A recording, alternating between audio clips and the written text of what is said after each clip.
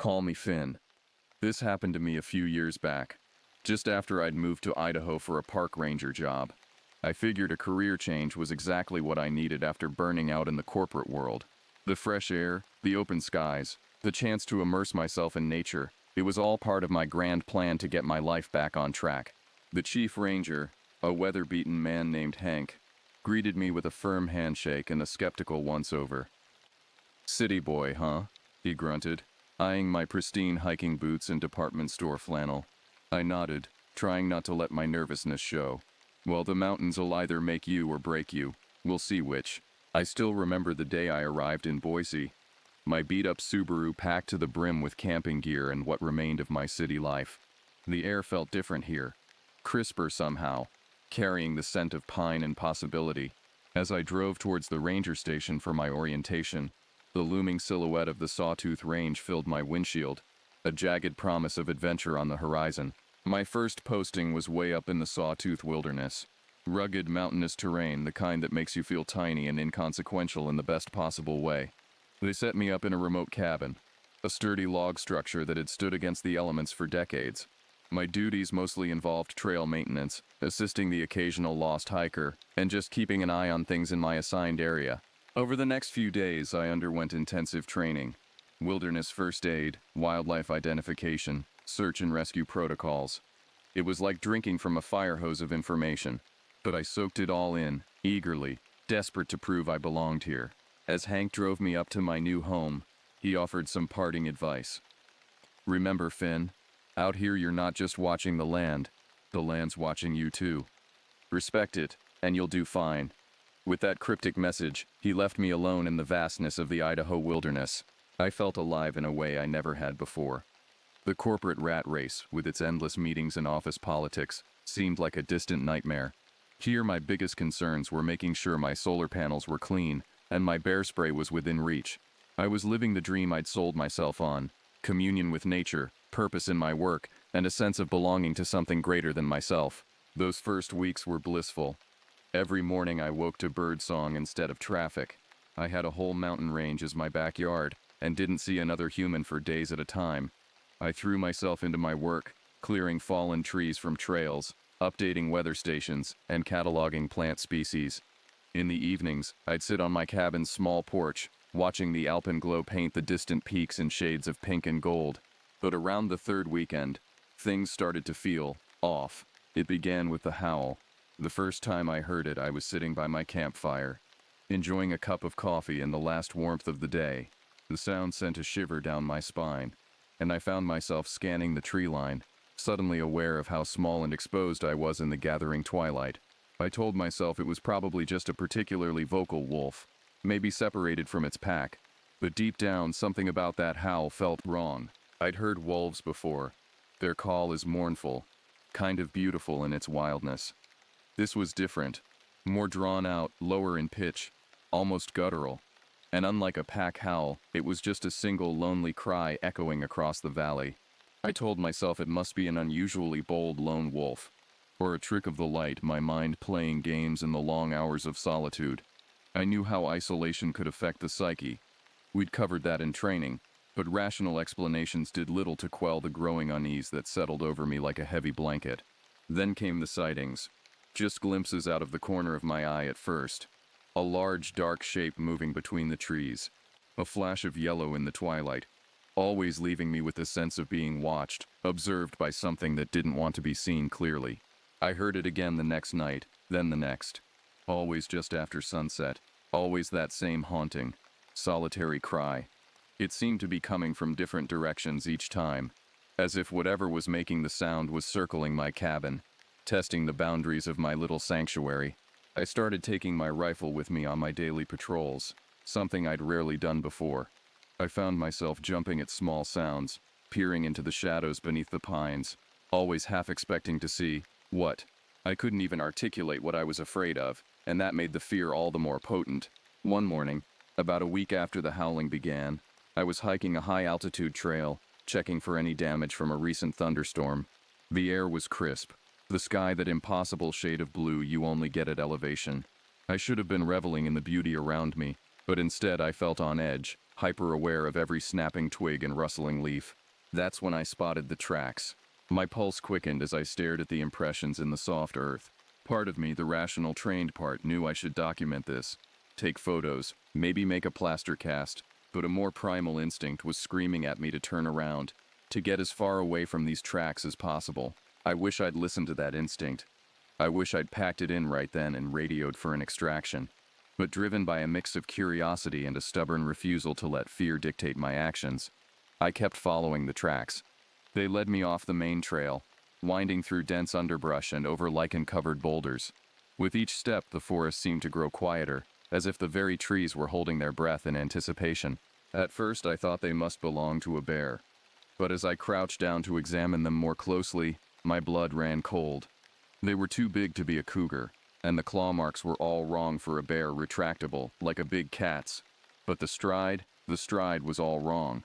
These tracks were bipedal. Whatever made them walked upright, like a human. Hunched between the trees, partially obscured by shadow, was a form that defied explanation. It was massive, at least 7 feet tall, even in its crouched position. The body was powerfully built, covered in shaggy dark fur. But it was the face that sent ice through my veins. It was wolfish in overall shape, but elongated, almost like a bizarre fusion of wolf and bear. The teeth, what I could see of them, were far too long and flat for any canine I'd ever encountered. The tracks led down into a densely forested ravine, the kind of place where the sunlight barely penetrates the canopy. As I picked my way carefully down the slope, the hairs on the back of my neck stood up. I had the overwhelming sense that I was being watched, that I had stepped into something's territory, something that didn't welcome my presence. That's when I saw it. Paralysis set in for a few heartbeats, my body frozen in primal terror. Then, mercifully, survival instinct kicked in. I turned and ran, tearing back up the ravine, heedless of the branches that whipped at my face and the rocks that threatened to turn an ankle. I ignored the burning in my lungs and the way my legs trembled with each frantic step. And then its eyes met mine. Those yellow eyes filled with a cold intelligence that made my skin crawl. There was nothing animal in that gaze. It was calculating, assessing. In that moment I knew with absolute certainty that I was looking at something that should not exist, something that straddled the line between myth and nightmare. I didn't stop running until I reached my cabin, slamming the door behind me and fumbling with shaking hands to slide the heavy wooden bar into place. Only then, gasping for breath and feeling my heart hammer against my ribs, did I allow myself to process what I'd seen. But even as I tried to rationalize the encounter, to find some explanation that fit within the boundaries of the world as I understood it, a part of me knew something ancient and terrible roamed these mountains. And now it knew I was here. The thing I couldn't bring myself to name it didn't pursue me immediately, but I felt its eyes boring into my back every step of the way, as if it was content to let me flee, knowing it could run me down at its leisure. As darkness fell, the sounds began. I barricaded myself in my cabin that night, rifle at my side, heart pounding like a trapped rabbit. Every creak of the log walls, every whisper of wind through the pines outside, sent a fresh jolt of adrenaline through my system. I tried to radio headquarters, but all I got was static, whether from equipment failure or something more sinister I couldn't say. At first it was just rustling outside the windows, so faint I almost convinced myself it was my imagination. But then came the scratching, unmistakable claws raking against the wooden walls of the cabin.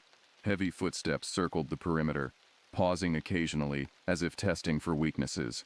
I sat in the darkness, my back pressed against the wall furthest from the door, rifle clutched to my chest. My breath came in short, panicked gasps, and I found myself straining to hear any hint of the creature's movements over the thundering of my own pulse in my ears. Then, suddenly, silence. The footsteps ceased, the scratching stopped. For a moment, I dared to hope that whatever was out there had lost interest, had moved on to easier prey. That hope was shattered by a blood-curdling howl, loud enough to rattle the windows and shake dust from the rafters. It was the same haunting cry I'd heard on those previous nights, but 100 times more terrifying now that I knew the source. The sound seemed to go on forever, filled with a mixture of rage and... Was that hunger? Finally, mercifully, dawn began to creep over the mountains. As the first pale light filtered through the cabin's small windows, the oppressive feeling of being watched began to lift. Still, I waited, rifle ready until the sun was fully up before I dared to move. When it finally ended, the silence that followed was somehow even worse. I knew the thing was still out there, waiting, watching. I imagined those yellow eyes peering through the cracks between the logs, calculating its next move. I barely slept that night. Each time I started to drift off, exhaustion finally overcoming terror, I'd jolt awake, imagining the crash of splintering wood and those eyes gleaming in the darkness. The hours crawled by with agonizing slowness, each minute an eternity of held breath and straining ears. Cautiously, I approached the door, every muscle tense as I slid back the bar and cracked it open. I peered outside, half expecting to see a scene of destruction, claw marks gouged into the walls, the surrounding forest torn apart in the creature's fury. But there was the clearing around my cabin looked exactly as it had the day before. No tracks in the dirt, no broken branches, not a single sign that anything unusual had happened during the night. For a moment, the perfect normalcy of the scene made me question my own sanity. Had I imagined it all? Was the stress and isolation finally getting to me? But then I saw it. A single long hair caught on a splinter in the door frame. Dark and coarse. Too long to belong to any animal that should be in these mountains. With shaking hands, I plucked it free and held it up to the morning light. It was undeniable proof that something had been here, that I hadn't hallucinated the entire ordeal. My mind started its familiar cycle of self-doubt and rationalization. Maybe it was just a particularly aggressive bear, driven to unusual behavior by hunger or illness. Or perhaps I had stumbled upon some unknown species, something science hadn't cataloged yet. The alternative, that I had encountered something truly outside the realm of natural explanation, was too terrifying to contemplate. I knew I couldn't stay here. Whatever that thing was, it knew where I lived now.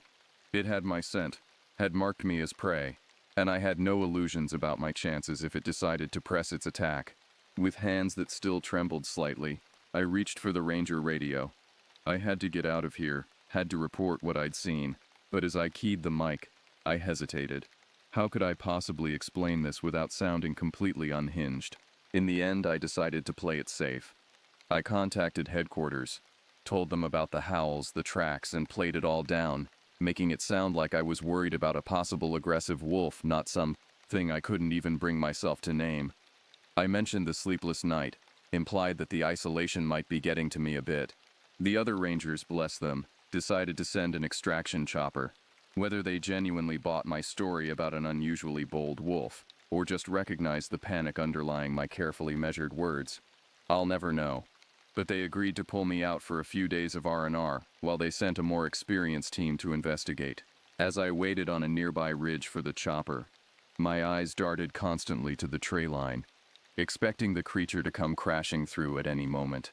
Every rustle of leaves, every snapping twig sent my heart racing. I clutched my rifle, knowing deep down it would be useless against that thing if it decided to attack, but drawing some small comfort from its familiar weight. As I climbed aboard, I couldn't help but take one last look at the forest below. For a moment, I thought I saw a flicker of movement among the trees, a flash of yellow eyes watching my escape. But then we were lifting off, the ground falling away as we rose into the clear blue sky. The sound of rotors in the distance was the sweetest thing I'd ever heard. As the chopper appeared over the ridge, a wave of relief washed over me so intense it made my knees weak. I scrambled towards the landing zone, wanting nothing more than to put as much distance between myself and these mountains as possible. To their credit, they took my report seriously, at least on the surface. They nodded in all the right places, asked appropriate follow-up questions, but I could tell they were humoring me, treating me with the gentle caution reserved for someone they believed to be on the edge of a breakdown.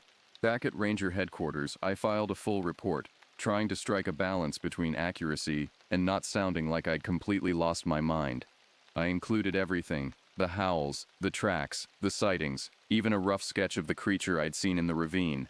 As I spoke, I could see the skepticism in my colleagues' eyes, could practically hear them making mental notes about stress and isolation-induced hallucinations. I've never felt relief like I did in that moment, watching the sawtooth wilderness shrink beneath us. But even as we flew towards civilization, a part of me knew this wasn't over. I had seen something out there, something that defied explanation, and I couldn't shake the feeling that it wasn't done with me yet. They gave me a week's leave, strongly suggesting I use the time to decompress and get my head straight. I nodded, grateful for the break but frustrated by their thinly veiled skepticism.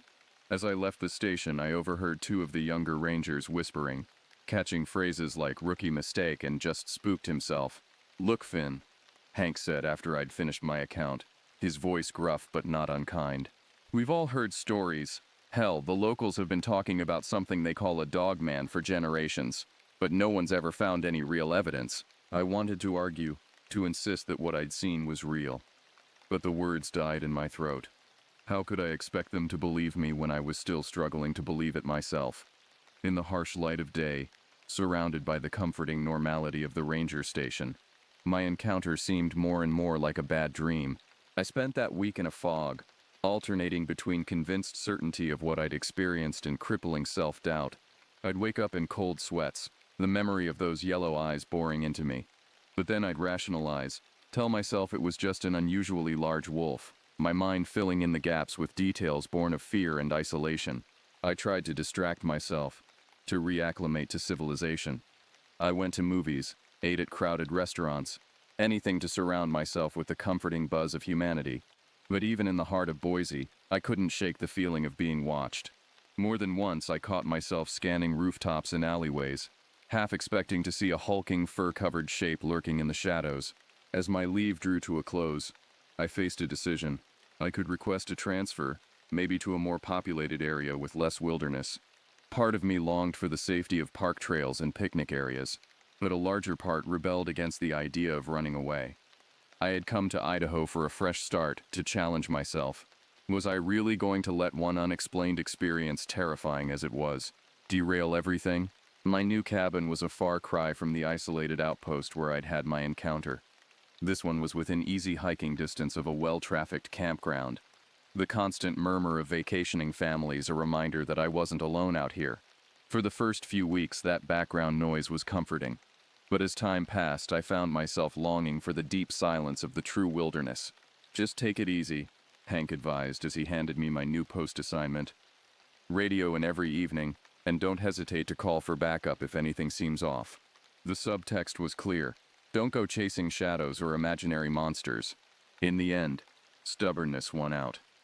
I returned to duty, albeit with a request to be stationed in a different part of the Sawtooth National Forest. Hank seemed relieved when I showed up, as if he'd half expected me to quit entirely. He assigned me to a cabin closer to one of the more popular camping areas, a compromise between my desire to prove myself and the administration's obvious concern for my mental state. I threw myself into my work with renewed vigor, determined to prove to myself and others that I could handle the job. I led nature walks, helped maintain trails, and assisted campers with everything from bear safety to leave-no-trace principles. On the surface, I was the model of a competent, level-headed park ranger. As summer waned and the nights grew longer, restlessness began to gnaw at me. The horror of my encounter had faded somewhat, replaced by a burning curiosity. What exactly had I seen out there? Was it still roaming the deeper parts of the wilderness? The questions consumed me, driving me to spend my off hours poring over local folklore and cryptozoology websites. But at night, when the campfires died down and the forest grew still, the memories would come flooding back. Every distant howl, every rustle in the underbrush, sent my heart racing. I took to sleeping with my rifle propped against the bedside table, a habit that drew concerned looks from my fellow rangers on the rare occasions they visited my cabin. I learned about the long history of dogman sightings in the area, dating back to indigenous legends. I read accounts from trappers and homesteaders that echoed my own experience with chilling similarity, and I began to wonder how many other encounters had been brushed aside, dismissed as stress or imagination. I approached them, my heart pounding. As calmly as I could, I asked them to describe exactly where they'd been. They pointed to a spot on the map, a remote area not far from my old cabin. It took every ounce of self-control not to react visibly. Instead, I thanked them for the report, assured them I'd look into it, and advised them to stick to the more populated trails for the rest of their trip. One evening in late September, as I was finishing up a routine patrol of the campground, I overheard a conversation that made my blood run cold. Two hikers, looking shaken, were describing to a skeptical campground host how they'd heard strange howls the night before, deep in the backcountry. They spoke of feeling watched, of glimpsing a large upright shape moving through the trees in the pre-dawn light. That night, I couldn't sleep. I kept replaying the hiker's story in my mind, comparing it to my own experience. The rational part of me said to report it up the chain, to let more experienced rangers investigate. But a deeper, more primal part knew that this was my mystery to solve. The hike back to my old territory was grueling. I pushed myself hard, driven by a mixture of determination and fear. Every step took me further from the safety of the populated areas, deeper into the domain of whatever creature I'd encountered months ago. As dawn broke, I made a decision that would change everything. I packed my backpack with supplies for several days, left a vague note about checking on some remote trail markers, and set off into the wilderness. I was going back to where it all began, determined to find answers or proof or both. The interior was just as I'd left it, a thin layer of dust covering everything. I swept my flashlight beam around, half expecting to see claw marks on the walls or some other sign of the creature's presence. But there was nothing. No evidence that anything out of the ordinary had ever happened here. I reached my old cabin as dusk was falling. It stood silent and empty, a dark silhouette against the deepening sky. For a moment I hesitated on the threshold, the memory of that terrifying night flooding back. But I steeled myself and pushed inside, determined not to let fear rule me. As I walked, I couldn't shake the feeling that I was being watched. The forest seemed different now, more menacing. Shadows seemed to move at the corners of my vision, and more than once I whirled around, certain I'd heard footsteps behind me, only to find nothing there. For hours there was nothing but the normal noises of the forest at night. Then, just as I was beginning to think I'd imagined it all, I heard it, that low, mournful howl. Distant but unmistakable. My heart began to race, and I gripped my rifle tighter, eyes darting to every shadow. I set up camp, forcing myself to go through the motions of normalcy. I ate a cold dinner, unable to shake the feeling that lighting a fire would be like sending up a beacon to whatever might be out there in the darkness. As night fell, I sat in the cabin's single chair, rifle across my lap, straining my ears for any unusual sounds. The howl came again, closer this time, and then I heard something else. Heavy footsteps, moving with purpose through the underbrush. They were coming straight for the cabin. I had a choice to make. I could barricade myself inside, hide and hope whatever was out there would lose interest. Or I could face it, confront the thing that had been haunting my nightmares for months. At first, I saw nothing. The forest was still, silent in a way that felt oppressive, expectant. Then, at the edge of the tree line, I saw movement. A massive shape detached itself from the shadows, stepping into the pale moonlight. In that moment, fear and curiosity warred within me. But in the end, the need to know, to understand, won out. With shaking hands, I unbarred the door and stepped out into the moonlit clearing. The voice was deep, guttural, clearly not meant for human speech, but the words were unmistakable. You came back. It was just as I remembered, perhaps even larger, 7 feet tall at least, covered in shaggy dark fur. Its face was a nightmarish blend of wolf and something almost human, with a long, powerful muzzle filled with teeth that gleamed in the moonlight. And those eyes intelligent, aware, boring into me with an intensity that froze me in place. For a long moment we just stared at each other. I raised my rifle, more out of instinct than any real belief it would protect me. The creature tilted its head, almost curiously. Then, to my utter astonishment, it spoke. My mind reeled, struggling to process what I was hearing. This couldn't be real. And yet, here it was, standing before me, speaking. "Why are you here?" I asked, my voice barely more than a whisper. I nearly dropped my rifle in shock. This was so far beyond anything I had imagined, any explanation I had considered. What are you?" I managed to stammer. The creature took a step closer, and it took every ounce of willpower I had not to turn and run. "We have many names," it growled. "Your kind has called us dogmen, skinwalkers, werewolves. We are older than your cities, your civilization." A sound came from the creature that might have been a laugh, but it held no humor. "If we wanted you dead, you would never have left these mountains alive the first time." The creature's eyes narrowed. "This is our land. We were here long before your rangers and campers. We stay hidden, but sometimes one of you sees us, like you did." I swallowed hard, my throat dry. Are you going to kill me? Relief washed over me, quickly followed by a new wave of fear. If it wasn't here to kill me, what did it want? As if reading my thoughts, the creature continued. You came seeking answers. But ask yourself this, little ranger, are you prepared for what those answers might mean? For how they might change the world you think you know? I stood there, my mind racing. This was it. The moment that would define everything. Did I really want to know the truth? Could I handle it? But I knew deep down that I had already made my choice the moment I decided to come back to these mountains. Yes, I said, surprised by the steadiness in my voice. I want to know. The creature nodded, a gesture so human it was almost more unsettling than its monstrous appearance. Then come, it said, turning back towards the dark forest. There is much to show you. As I followed the creature into the shadows, leaving behind the last vestiges of the world I thought I knew, one thought echoed in my mind. Nothing would ever be the same again. I've struggled with how to end this account, how to explain what I learned in the days that followed. The truth is, much of it defies explanation, at least in terms that would make sense to anyone who hasn't experienced it firsthand. What I can say is this: there are layers to our world, depths of history and biology that our science has barely begun to scratch the surface of. The creature and others like it represent a branch of evolution so divergent from our own that encountering them is like meeting beings from another world. They've lived alongside us for millennia, retreating further into the wild places as our civilization has expanded. They possess intelligence easily rivaling our own, and abilities that seem almost supernatural to our limited understanding. These days, I live on the outskirts of a small town in Idaho, close enough to civilization to blend in, but near enough to the wilderness to continue my education. I've become something of an intermediary, helping to maintain the delicate balance between our world and theirs. I submitted my resignation shortly after.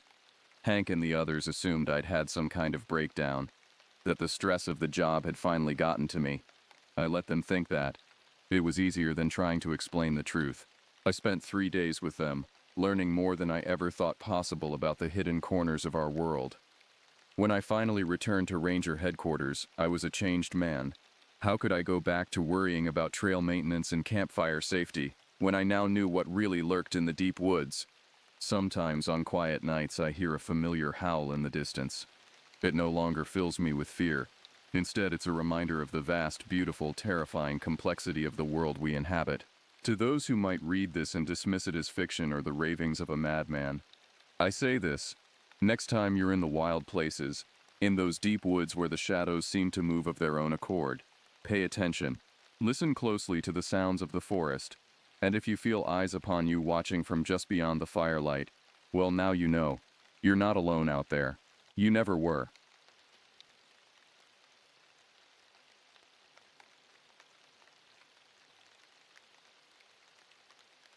My heart pounded as I raised the rifle, the creature centered in my scope. This was the moment I'd both dreaded and longed for. The chance to prove I wasn't crazy, to confront the thing that had upended my life. But as my finger tensed on the trigger, the creature turned. Those eyes, glowing with otherworldly intelligence, met mine, and in that moment I understood. This wasn't some monster, some mindless beast. This was a creature of the deep wilderness, a living embodiment of nature's mysteries. Shooting it would be like trying to capture the wind, to hold back the tide. Slowly I lowered the rifle. The creature watched me, its gaze unblinking. Then, with a grace that took my breath away, it melted back into the forest. I sat there as the sun rose, casting golden light across the wilderness. The cameras had captured images, the sensors had recorded data. I had my proof, but I also had a choice to make. In the end, I went back to Tim with a story of equipment malfunctions and inconclusive evidence. The search for the missing hikers continued, but quietly, the case of the Yellowstone creature was closed. I left Yellowstone again, but this time not in fear. Instead, I carried with me a profound respect for the mysteries of the natural world, and the humility to know that some things are beyond our understanding. The creature is still out there, I'm sure of it, roaming the deep woods, a living secret of the wilderness. And in a way, I'm glad. In a world where we've mapped every inch of the globe, where technology has stripped away so much wonder, it's comforting to know that there are still mysteries out there, still things that defy explanation.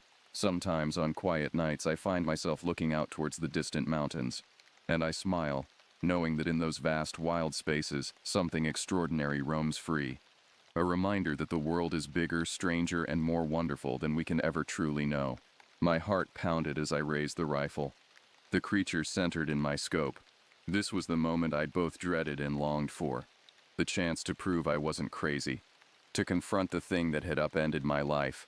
But as my finger tensed on the trigger, the creature turned. Those eyes, glowing with otherworldly intelligence, met mine. And in that moment, I understood.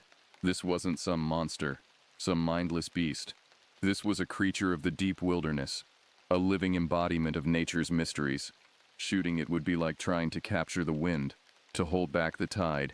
Slowly, I lowered the rifle. The creature watched me, its gaze unblinking. Then, with a grace that took my breath away, it melted back into the forest. I sat there as the sun rose, casting golden light across the wilderness. The cameras had captured images. The sensors had recorded data. I had my proof, but I also had a choice to make. In the end, I went back to Tim with a story of equipment malfunctions and inconclusive evidence. The search for the missing hikers continued, but quietly, the case of the Yellowstone creature was closed.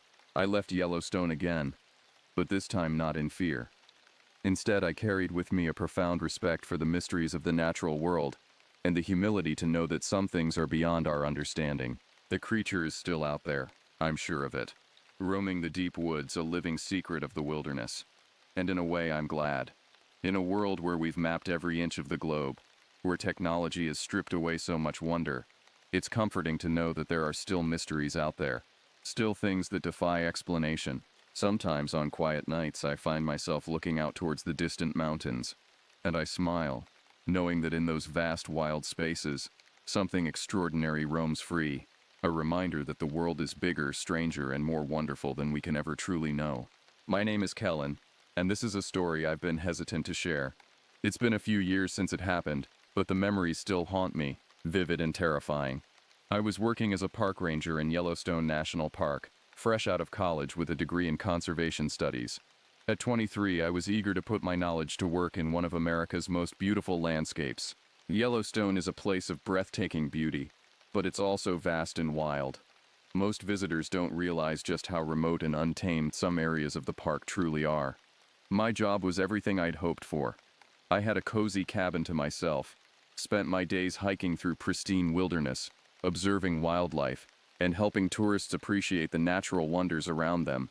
But there was always an undercurrent of respect for the raw power of nature. We were guests here, in a place that could turn dangerous in an instant. It was late September, and the park was transitioning into fall. The crowds had thinned out, leaving behind a sense of tranquility that I cherished. The aspens were beginning to turn golden, and there was a crisp chill in the air that hinted at the winter to come. That particular afternoon, I was finishing up some paperwork in my cabin when the call came in. It was about 4:30 p.m., and the sun was already starting to dip low on the horizon. The voice on the radio was Tim, one of the senior rangers. "Kellen, you there? We've got a situation." I grabbed the radio. "Go ahead, Tim. What's up?" "We've got a report of a missing hiker up near Sluck Creek. Last seen heading up the trail about 6 hours ago. Solo hiker. Male. Mid-30s. Name's Greg Harmon." I felt a twinge of concern. Slaw Creek was in the northeast part of the park, known for its excellent fly fishing but also for its rugged terrain. It wasn't an area to be taken lightly, especially for a solo hiker. "Any other details?" I asked. "Not much. He was supposed to check in with his wife by satellite phone a couple of hours ago. When he didn't, she called us. We're a bit short-staffed today with that training seminar in Bozeman. Think you can head up there and start a preliminary search?" I glanced at my watch. It would be getting dark in a couple of hours, but I knew the area well. "Yeah, I can do that. I'll grab my gear and head out right away." "Good man," Tim replied. "Keep in radio contact. If you don't find anything before dark, we'll organize a full search party for first light tomorrow." I acknowledged and signed off, then quickly began gathering my equipment. Into my backpack went a first aid kit, extra water, high-energy snacks, a thermal blanket, and additional layers of clothing. I clipped my radio and flashlight to my belt, made sure my service weapon was secure in its holster, and grabbed my heavy-duty hiking boots. As I stepped outside, I took a deep breath of the cool mountain air. The fading sunlight cast long shadows across the landscape, and in the distance I could hear the haunting bugle of an elk. Under normal circumstances, it would have been a peaceful evening, but as I climbed into my truck and started the engine, I couldn't shake a growing sense of unease. The drive to the Slug Creek trailhead took about 45 minutes. As I drove, I mentally reviewed wilderness survival protocols and possible scenarios. A twisted ankle, perhaps. Or maybe the hiker had simply lost track of time and would be emerging from the trail at any moment, apologetic and a bit embarrassed. But a small voice in the back of my mind whispered other possibilities. Mountain lions had been spotted in the area recently, and while rare, there was always the possibility of a bear attack. I pushed these thoughts aside, focusing on the task at hand. I arrived at the trailhead just as the sun was dipping below the mountains, painting the sky in brilliant shades of orange and pink. In different circumstances, I would have paused to appreciate the beauty. Instead, I quickly donned my backpack, checked my gear one last time, and set off up the trail. The Slug Creek Trail starts off easily enough, winding through lodgepole pine forests and open meadows. But I knew that further in, it becomes more challenging, with steep inclines and rocky terrain. As I hiked, I called out periodically, "Hello, Greg Harmon, Yellowstone Park Service. Can you hear me?" My voice echoed through the trees, met only by the occasional rustle of leaves or call of a bird settling in for the night. The light was fading quickly now, long shadows stretching across the path. I clicked on my flashlight, its beam cutting through the growing gloom. About 2 miles in, the main trail began to narrow. The going got tougher, roots and rocks creating treacherous footing in the dim light. I've hiked these woods countless times, but there's something about the shifting shadows at dusk that can play tricks on your mind. More than once, I could have sworn I saw something large moving just at the edge of my vision. Each time I turned to look, there was nothing there but the silent looming trees. It was nearing full dark when I came across the first sign of Greg Harmon. In a small clearing just off the main trail, I found the remnants of a campsite. My heart sank as I took in the scene before me.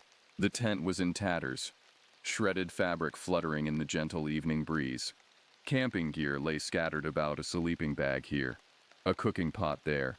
Food wrappers were strewn across the forest floor, but it was the dark stains on the ground that made my blood run cold. Even in the dim light of my flashlight, there was no mistaking it for anything but blood. A lot of it. I swallowed hard, forcing down the fear that threatened to overwhelm me. With shaking hands, I reached for my radio. "Base, this is Ranger Kellen. I've stopped." The reply came back, crackling with static. "Go ahead, Kellen. What's your status? Over. I've located what appears to be the missing hiker's campsite. It's been destroyed. There's blood, a lot of it. No sign of Greg Harmon. This looks like an animal attack, possibly bear. Requesting immediate backup and search party. Over." There was a pause before the response came. "Copy that, Kellen. Stay alert. Help is on the way.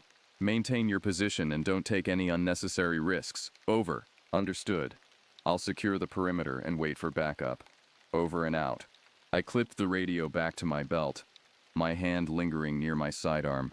The forest suddenly felt much darker, much more threatening.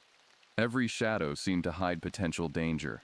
Forcing myself to focus, I knelt to examine the scene more closely. That's when I heard it. Breathing. Heavy, labored breathing, as if something large was trying to catch its breath after a long chase.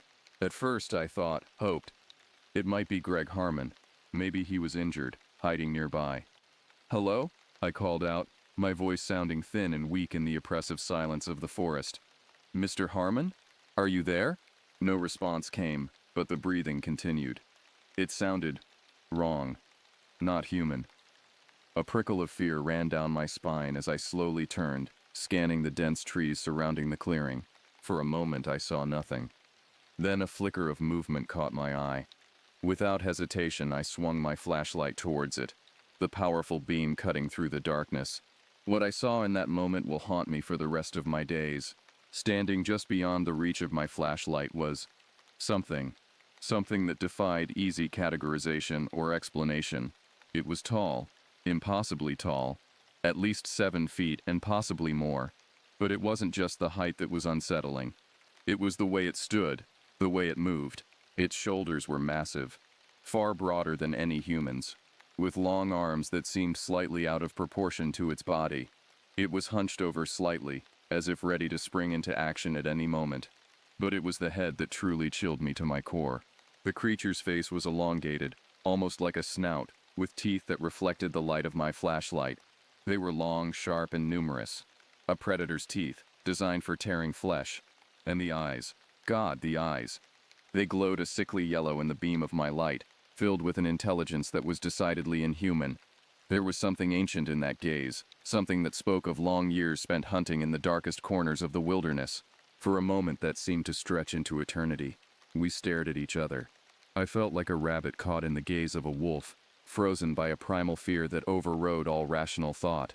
Then, with a speed that shouldn't have been possible for something so large, the creature vanished back into the darkness.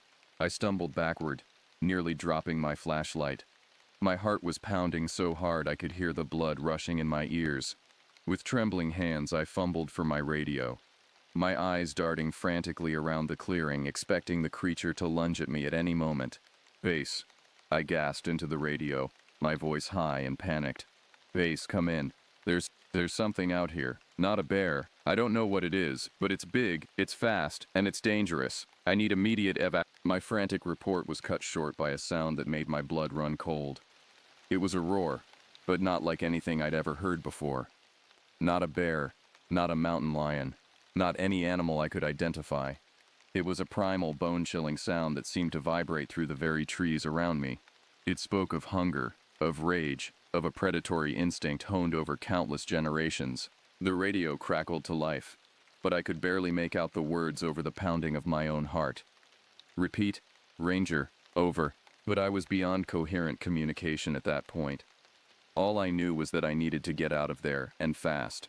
Whatever this creature was, it had already destroyed the campsite, possibly killed or gravely injured Greg Harmon. And now, it seemed to have turned its attention to me. I ran. There was no plan, no carefully considered escape route, just blind, animal panic, driving me to put as much distance between myself and that thing as possible. I crashed through the underbrush, branches whipping at my face, roots and stones threatening to trip me with every step. The beam of my flashlight bounced wildly, creating a disorienting strobe effect that only added to my terror. Behind me, I could hear it. The heavy thud of its feet on the forest floor. The crack of breaking branches as it pursued me.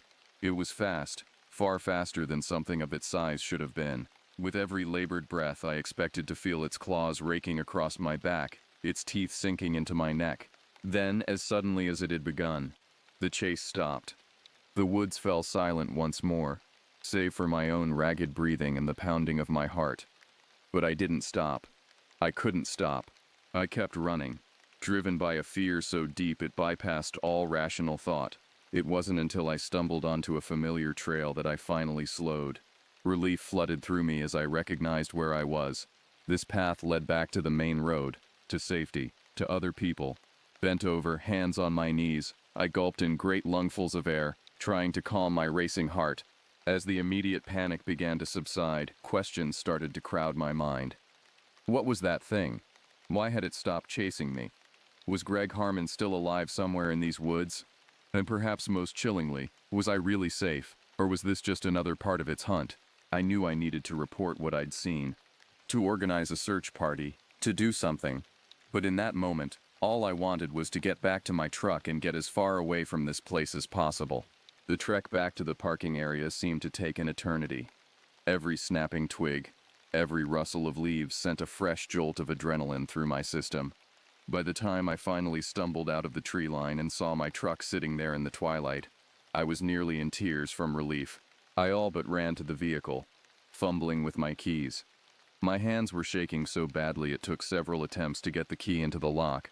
As I finally wrenched the door open and collapsed into the driver's seat, I allowed myself to believe that maybe, just maybe, the nightmare was over. That's when I saw it. Standing at the edge of the light cast by my headlights was the creature.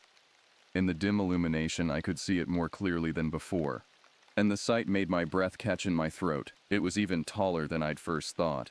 Its body covered in matted dark fur. Its arms hung low, ending in hands tipped with long, curved claws that looked capable of rending flesh from bone with terrifying ease. But it was the face that truly held me transfixed. The elongated snout was filled with teeth that would put a grizzly bear to shame. But it was the eyes that truly chilled me. They burned with an intelligence that was undeniably predatory, but also curious. As if it was studying me, learning about its prey. For what felt like an eternity, we stared at each other. I was frozen in place, one hand still on the key in the ignition, the other reaching futilely for the service weapon under my seat. The creature began to pace, slowly circling my truck. Occasionally it would press itself against the windows, its hot breath fogging the glass.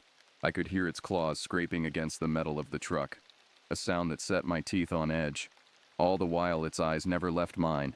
It felt like a sick game, watching me trapped and terrified, perhaps savoring my fear. Just when I thought I couldn't take it anymore, when I was on the verge of either starting the engine and trying to run it down, or breaking down completely, the creature stopped. It stood there for a moment longer, those burning eyes locked on mine. Then, with one last soul-piercing glance, it turned and loped back into the trees, disappearing into the gathering darkness. I didn't wait to see if it would come back. With shaking hands, I turned the key, the engine roaring to life. I threw the truck into gear and tore down the road, gravel spraying behind me. As I drove, I fumbled for the radio, calling in a frantic, barely coherent report. The response I got was, well, let's just say my story didn't exactly go over well. Words like stress and exhaustion were thrown around. There were subtle suggestions that maybe I had let my imagination run wild in the dark, transforming a bear or mountain lion into something more fantastical. When the backup finally arrived, a full search team scoured the area. They found no sign of the creature I'd described. No shredded tent, no blood-stained campsite. Even Greg Harmon turned up, having simply gotten turned around and spent an unplanned night in the backcountry. He was apologetic, a bit embarrassed, but unharmed. Officially, the case was left open. Unofficially, I think everyone chalked it up to an overactive imagination and poor lighting conditions. Maybe a bear sighting blown out of proportion by fear and exhaustion. I tried to convince myself of this too. I went over the events in my mind countless times, trying to find a rational explanation. But deep down, I know what I saw. Every time I close my eyes, I see that elongated snout pressed against my truck window. Those glowing eyes watching me with that unsettling intelligence.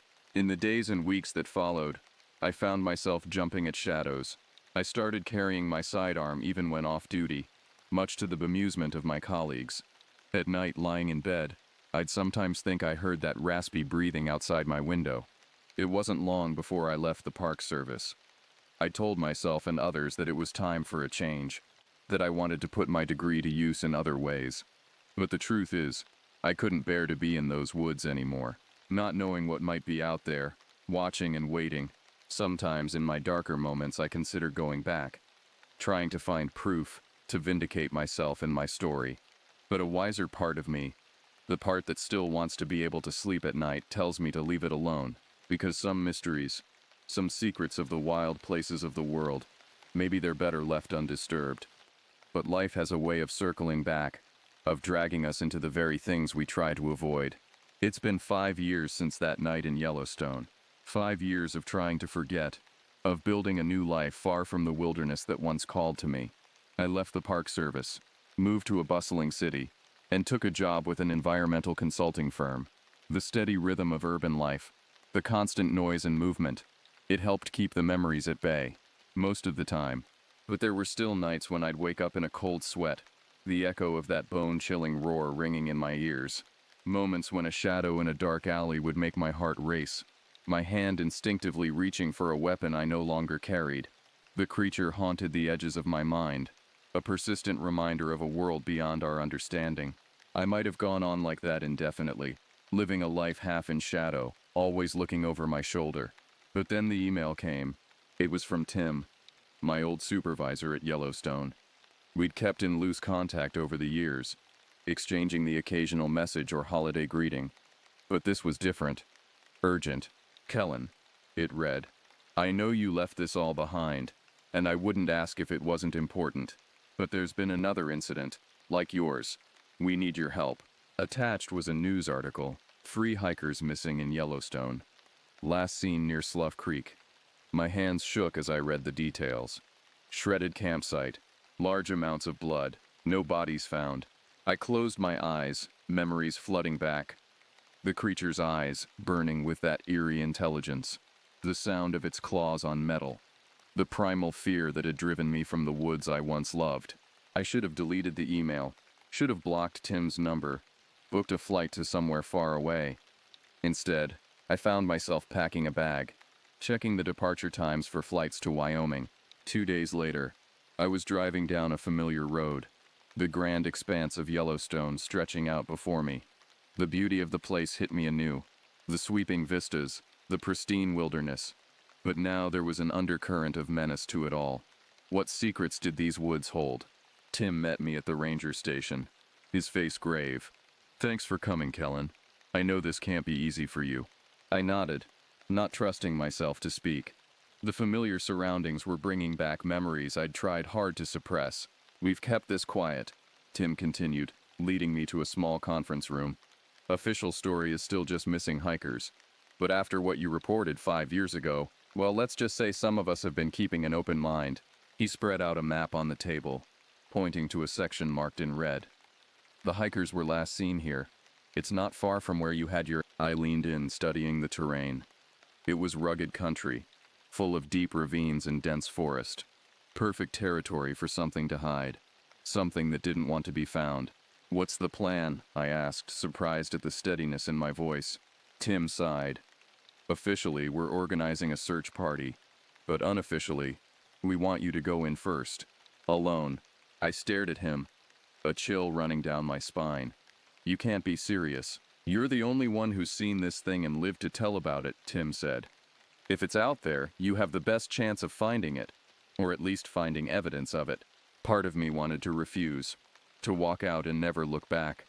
But another part, a part I thought I'd left behind years ago, was intrigued, excited, even.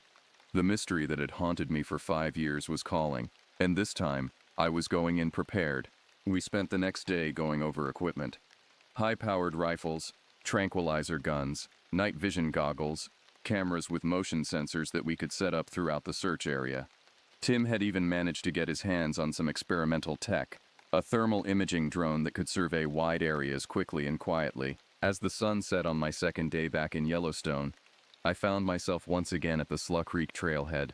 But this time, I wasn't a naive young ranger stumbling into the unknown. I was a man with a mission, armed with both knowledge and firepower. The hike into the backcountry was tense, every sense on high alert. The weight of the rifle on my back was both comforting and terrifying, a reminder of why I was here, of what I might face. I set up camp near the site of the hiker's disappearance, carefully placing cameras and motion sensors in a wide perimeter. The thermal imaging drone hummed softly as I sent it up for its first sweep of the area. As night fell, I settled in to wait, night vision goggles at the ready. Hours passed. The forest was alive with small sounds, the rustle of leaves, the occasional call of a night bird, but nothing out of the ordinary. No sign of the creature that had haunted my nightmares for 5 years. It was nearing dawn when one of the motion sensors pinged. I was instantly alert, rifle in hand, scanning the tree line. For a long moment there was nothing. Then, I saw it, a shadow, darker than the surrounding night, moving with fluid grace through the trees. It was just as I remembered, impossibly tall, powerfully built, moving with a speed that belied its size. My heart pounded as I raised the rifle, the creature centered in my scope. This was the moment I'd both dreaded and longed for, the chance to prove I wasn't crazy, to confront the thing that had upended my life. But as my finger tensed on the trigger, the creature turned. Those eyes, glowing with otherworldly intelligence, met mine. And in that moment I understood. This wasn't some monster, some mindless beast. This was a creature of the deep wilderness, a living embodiment of nature's mysteries. Shooting it would be like trying to capture the wind, to hold back the tide. Slowly I lowered the rifle. The creature watched me, its gaze unblinking. Then, with a grace that took my breath away, it melted back into the forest. I sat there as the sun rose, casting golden light across the wilderness. The cameras had captured images. The sensors had recorded data. I had my proof. But I also had a choice to make. In the end, I went back to Tim with a story of equipment malfunctions and inconclusive evidence. The search for the missing hikers continued, but quietly, the case of the Yellowstone creature was closed. I left Yellowstone again, but this time not in fear. Instead, I carried with me a profound respect for the mysteries of the natural world, and the humility to know that some things are beyond our understanding. The creature is still out there, I'm sure of it, roaming the deep woods, a living secret of the wilderness. And in a way, I'm glad. In a world where we've mapped every inch of the globe, where technology has stripped away so much wonder, it's comforting to know that there are still mysteries out there, still things that defy explanation. Sometimes on quiet nights I find myself looking out towards the distant mountains, and I smile, knowing that in those vast wild spaces, something extraordinary roams free. A reminder that the world is bigger, stranger, and more wonderful than we can ever truly know.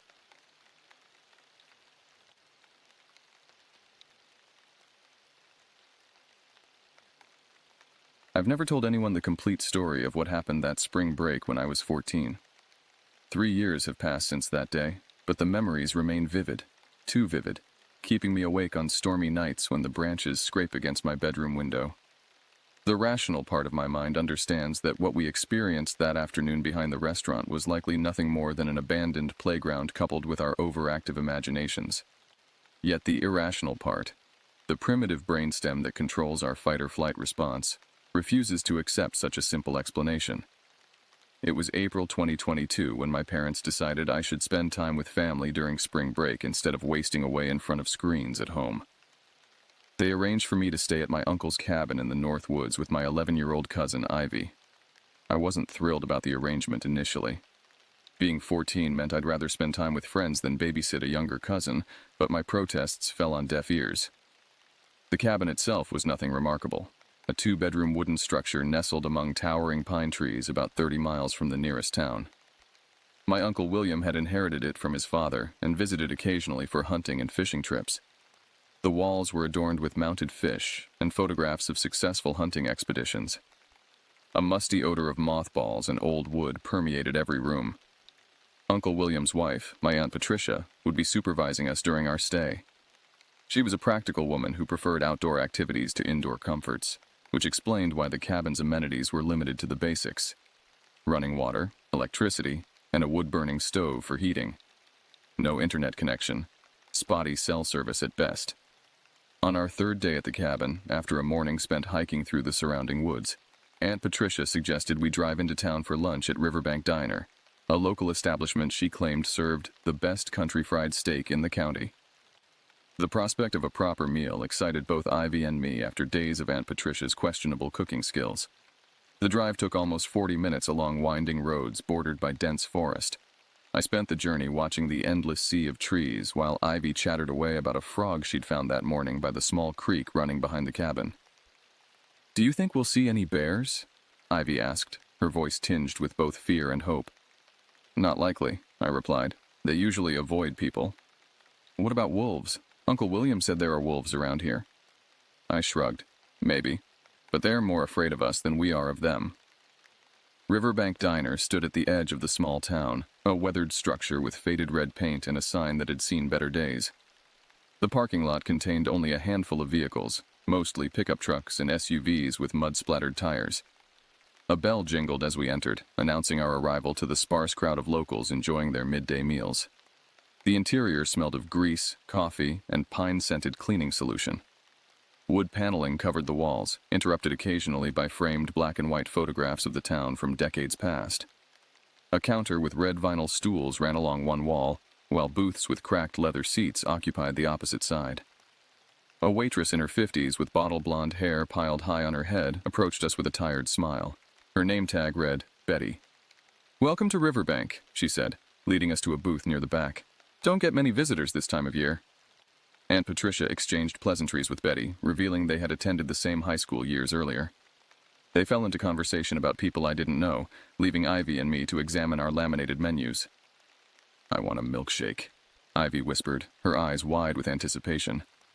"Ask Aunt Patricia," I suggested, scanning the lunch options. The meal itself was unremarkable, standard diner fare that satisfied our hunger without inspiring culinary praise. Ivy spilled her chocolate milkshake on her shirt, causing Aunt Patricia to sigh in exasperation and dab at the stain with napkins. As we finished our meal, Betty returned to clear our plates. "Got kids with you today, huh, Patricia?" she said, nodding toward us. "My niece and nephew," Aunt Patricia confirmed, trying to keep them entertained for the week. Betty leaned down conspiratorially. "There's a playground out back if they want to burn off some energy. My grandkids love it when they visit." Ivy immediately perked up. "A playground? Can we go, please?" Aunt Patricia checked her watch.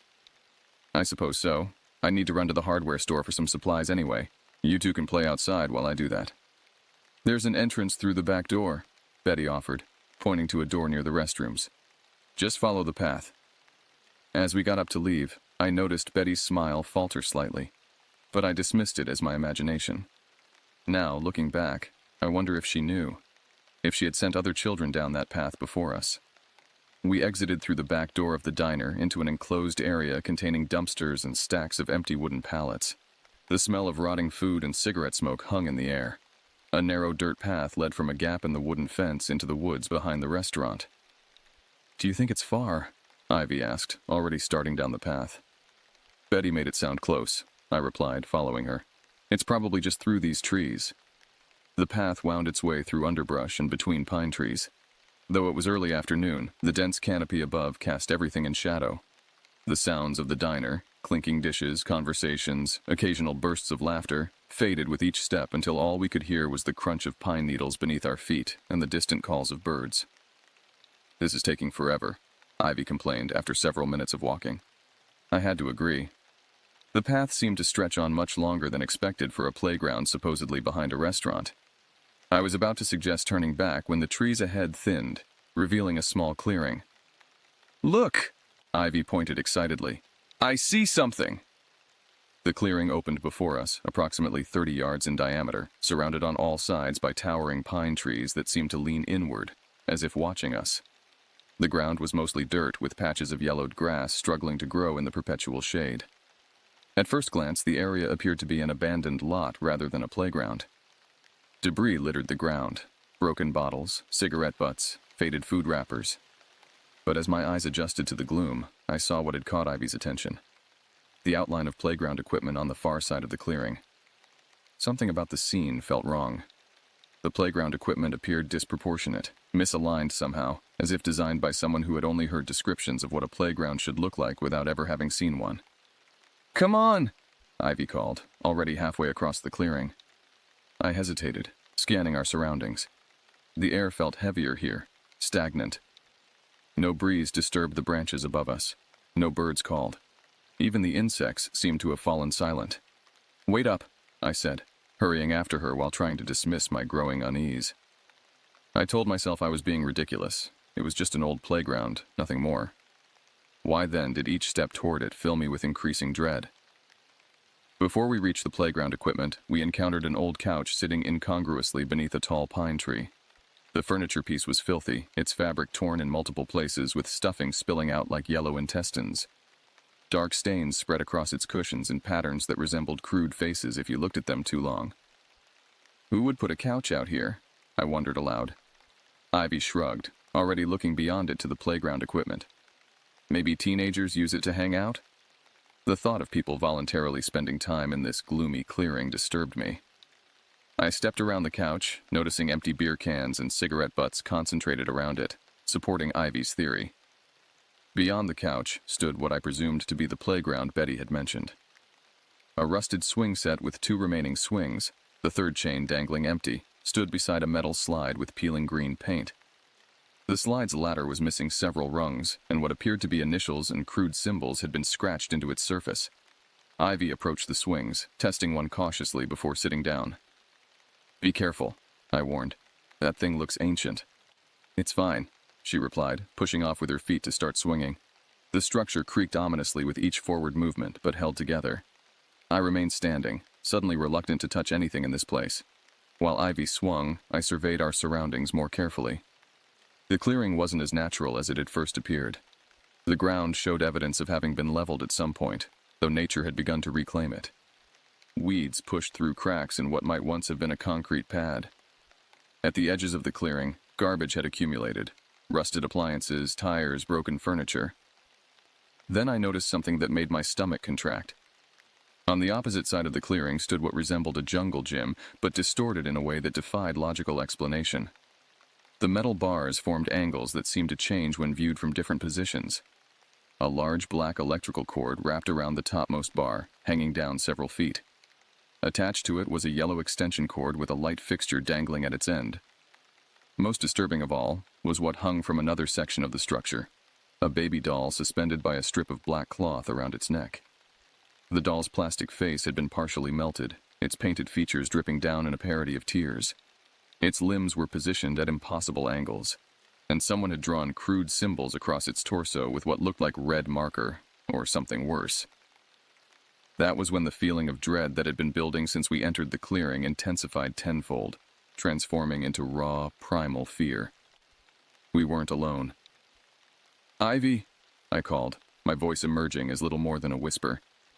"Ivy, we should go." She continued swinging, oblivious to my growing panic. "We just got here. Aunt Patricia won't be done shopping for at least half an hour." I stepped closer to the swing set, my eyes repeatedly drawn back to the hanging doll.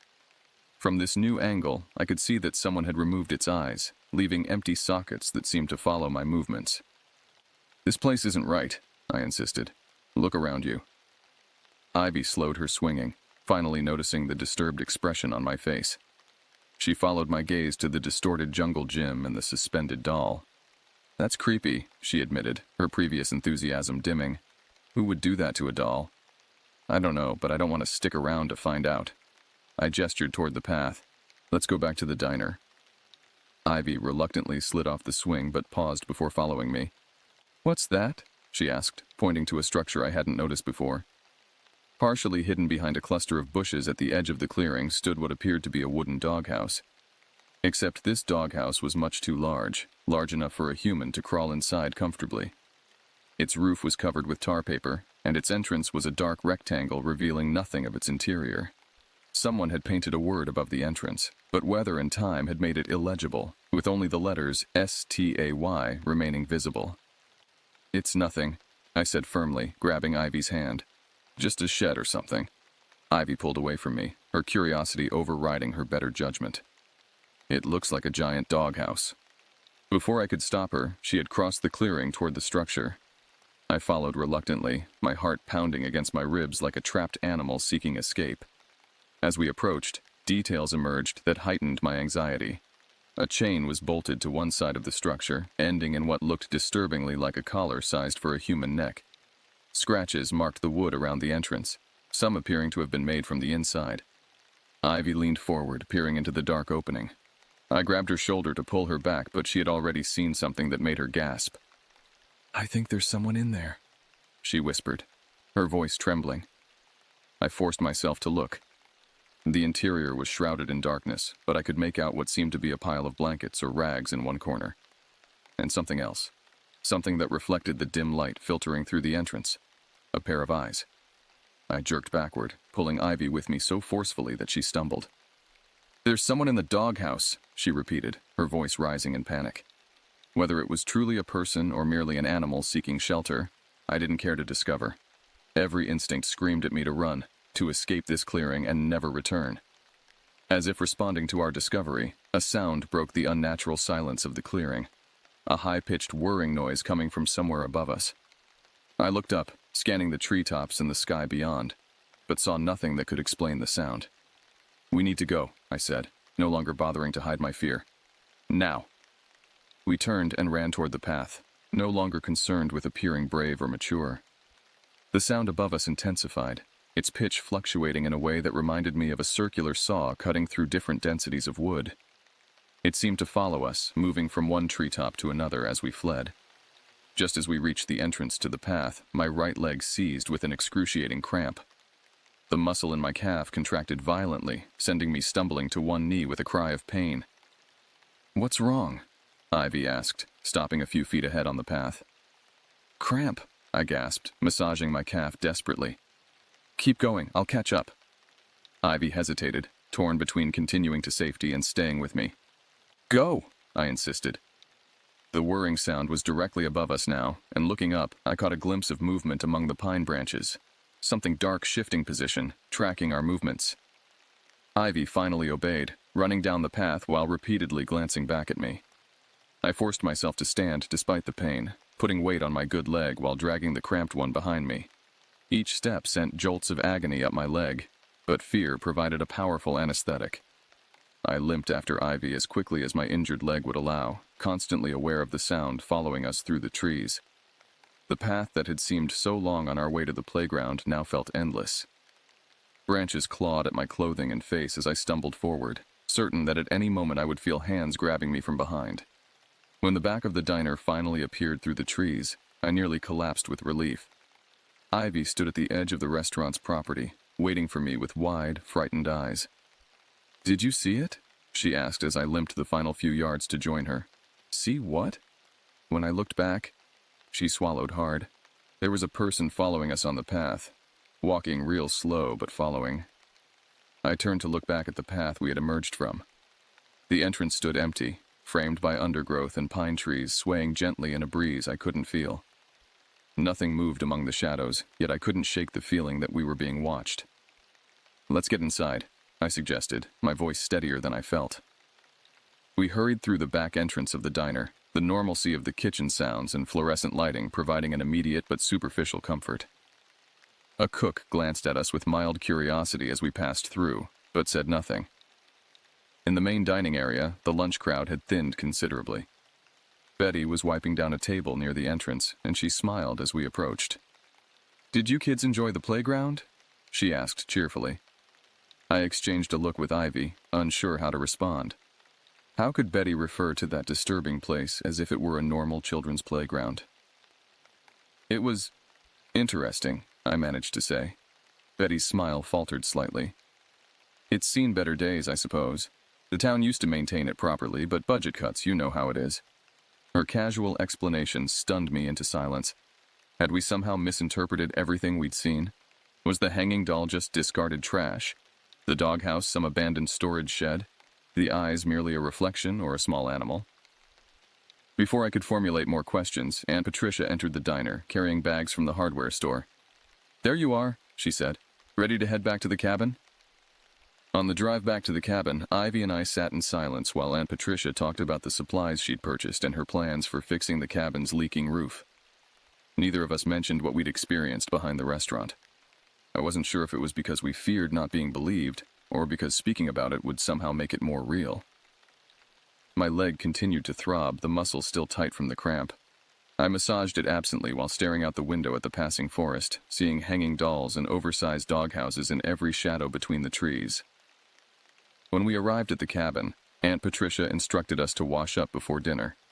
In the bathroom, I splashed cold water on my face and stared at my reflection in the spotted mirror. My complexion appeared paler than usual, with dark circles forming beneath my eyes despite having slept well the previous night. During dinner, Ivy pushed her food around her plate without eating much, uncharacteristically quiet. Aunt Patricia noticed, pressing the back of her hand to Ivy's forehead to check for fever. "Are you feeling all right?" she asked. Ivy nodded unconvincingly. "Just tired from playing." "You didn't overexert yourself at that playground, did you?" Aunt Patricia frowned. "Betty mentioned it was old. I probably should have checked it out myself before letting you two go off alone." The opportunity to tell her what we'd seen presented itself, but when I opened my mouth, different words emerged. "It was fine, just old swings and a slide." Why had I lied? Part of me worried that Aunt Patricia would dismiss our experience as childish imagination. Another part feared she would believe us and investigate, potentially encountering whatever had followed us on the path. After dinner, Ivy and I sat on the cabin's small porch, watching darkness settle over the forest. The usual evening sounds, owls hooting, insects chirping, the occasional rustling of nocturnal animals, seemed threatening now in a way they hadn't before. "We should tell someone," Ivy said suddenly, breaking our prolonged silence. "Tell them what? That we found a creepy playground? That doesn't exactly warrant calling the police." "What about the doghouse? Someone was in there, I know it." I sighed, rubbing my still sore calf. Maybe it was a homeless person using it for shelter. Or maybe it was just an animal. "You saw the eyes," Ivy insisted. Those weren't animal eyes. We don't know that for sure. Ivy turned to face me directly. Why are you pretending it wasn't weird? You were scared too. I saw your face. She was right. I was attempting to rationalize what we'd experienced, to file it away as something explainable and therefore less frightening. But deep down, I knew better. What about the sound? I asked quietly. The whirring noise that followed us? Could have been machinery somewhere, or a drone. In the middle of the woods. We fell silent again, each lost in our own thoughts. Eventually, Aunt Patricia called us inside as night had fully descended. She had prepared the couch for me to sleep on while Ivy would take the small guest bedroom. Sleep did not come easily that night. Every creak of the cabin's wooden structure, every whisper of wind through the pine needles outside, jolted me back to alertness. When I finally did drift off, my dreams were filled with distorted playground equipment and dark openings where eyes gleamed from shadows. I'm 17 now, and I haven't returned to that town or my uncle's cabin since that spring break. My parents divorced the following year, and summer vacations have been spent shuttling between their separate homes in the city. Ivy and I don't talk about what happened, though occasionally I catch her watching me with a questioning look during family gatherings, as if wondering if I still remember. I remember. Every detail remains preserved in my memory with disturbing clarity. Last month, curiosity and the passage of time emboldened me to search online for information about the town, and specifically the Riverbank Diner. What I found disturbed me more than I anticipated. The diner had closed permanently 6 months after our visit. Local news articles cited health code violations without specifying details. More disturbing were the comment sections beneath these articles, where locals hinted at darker reasons for the closure. One commenter wrote, "That place was always wrong. Remember the Hanson boy in '98? Another replied, "They never should have built on that land. Some places aren't meant for people." The most unsettling discovery came from a blog dedicated to local history. A post from 2015 included a black and white photograph from the 1940s showing the clearing where we had found the playground. No playground equipment existed then, but in its place stood a large house. The caption read, "Woodman Estate before the fire of 1952. 7 children perished when the orphanage burned. Local rumors claimed the director had been performing experiments on his charges." I've tried contacting the blog's author for more information, but my emails have gone unanswered. Public records from that era are sparse, and what little I've found makes no mention of experiments or unusual circumstances surrounding the fire. Sometimes, I wonder if Ivy saw the same things I did that day. Children's memories are malleable, susceptible to suggestion and revision over time. Perhaps what I recall as terrifying was merely an abandoned playground with ordinary debris that my 14-year-old mind transformed into something sinister. Yet this rationalization fails to explain certain details. The whirring sound that followed us, the eyes in the doghouse, the feeling of being watched. These elements resist logical explanation. Last week, I received a text message from an unknown number. It contained only 5 words. "Do you remember the playground?" I didn't respond. I blocked the number immediately, telling myself it was merely a wrong number or random spam. My hands trembled for hours afterward. Tonight, as I write this account, a familiar sound has been drifting through my bedroom window, a high-pitched whirring that rises and falls in pitch like a circular saw cutting through different densities of wood. It's been 3 years since I heard that sound, but I recognized it instantly. I've closed the blinds and locked the window. I've told myself it's just construction somewhere in the neighborhood, though it's nearly midnight and no lights are visible outside. Part of me wants to dismiss everything that happened as the overactive imagination of a 14-year-old. But another part knows better. Some places in this world exist at the intersection of what's real and what shouldn't be. The playground behind Riverbank Diner was such a place, a location where something terrible had occurred and left an imprint that time couldn't erase. I don't know what watched us from the doghouse that day, or what followed us along the path. I don't want to know. Some questions are better left unanswered. But sometimes, in my darkest moments, I wonder if it knows where to find me. If you're reading this and come across a small diner at the edge of a forest with a playground behind it, my advice is simple. Keep driving. Some playgrounds aren't meant for children, or for anyone else.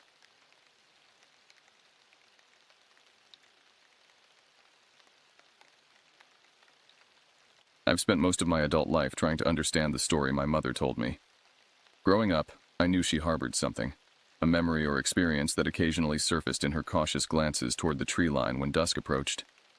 It wasn't until 2018, when I was helping her pack for her move to a retirement community, that she finally shared what happened in the summer of 1979. What follows is her account as told to me, reconstructed with the details I've carefully collected over numerous conversations since then. My mother, Diane, grew up in the remote mountains of eastern Tennessee, where the Appalachian wilderness still held secrets in its ancient hollows and densely wooded slopes. Her childhood home was a sturdy log cabin situated on 40 acres of woodland property, accessible only by a winding dirt road that became nearly impassable after heavy rains. The nearest neighbor lived 3 miles down the mountain, and the closest town was a 40-minute drive when road conditions were favorable. Diane's father, my grandfather James, worked as a wholesale buyer at car auctions across several states. His job required frequent travel, sometimes leaving him away from home for 2 or 3 weeks at a stretch. My grandmother Eleanor managed the property while working 4 shifts weekly at the Pinewood Diner, a local establishment that served hearty meals to locals and the occasional lost tourist. This arrangement left my mother and her younger sister Rebecca largely to their own devices, especially during summer breaks when school couldn't provide structure to their days. In that era, children enjoyed freedoms nearly unimaginable today. While children in suburbs played within the confines of fenced yards and paved driveways, my mother roamed miles of untamed forest, returning home only when hunger or darkness demanded it. "The mountains were my playground," she often told me, a nostalgic smile briefly lifting the perpetual furrow between her brows.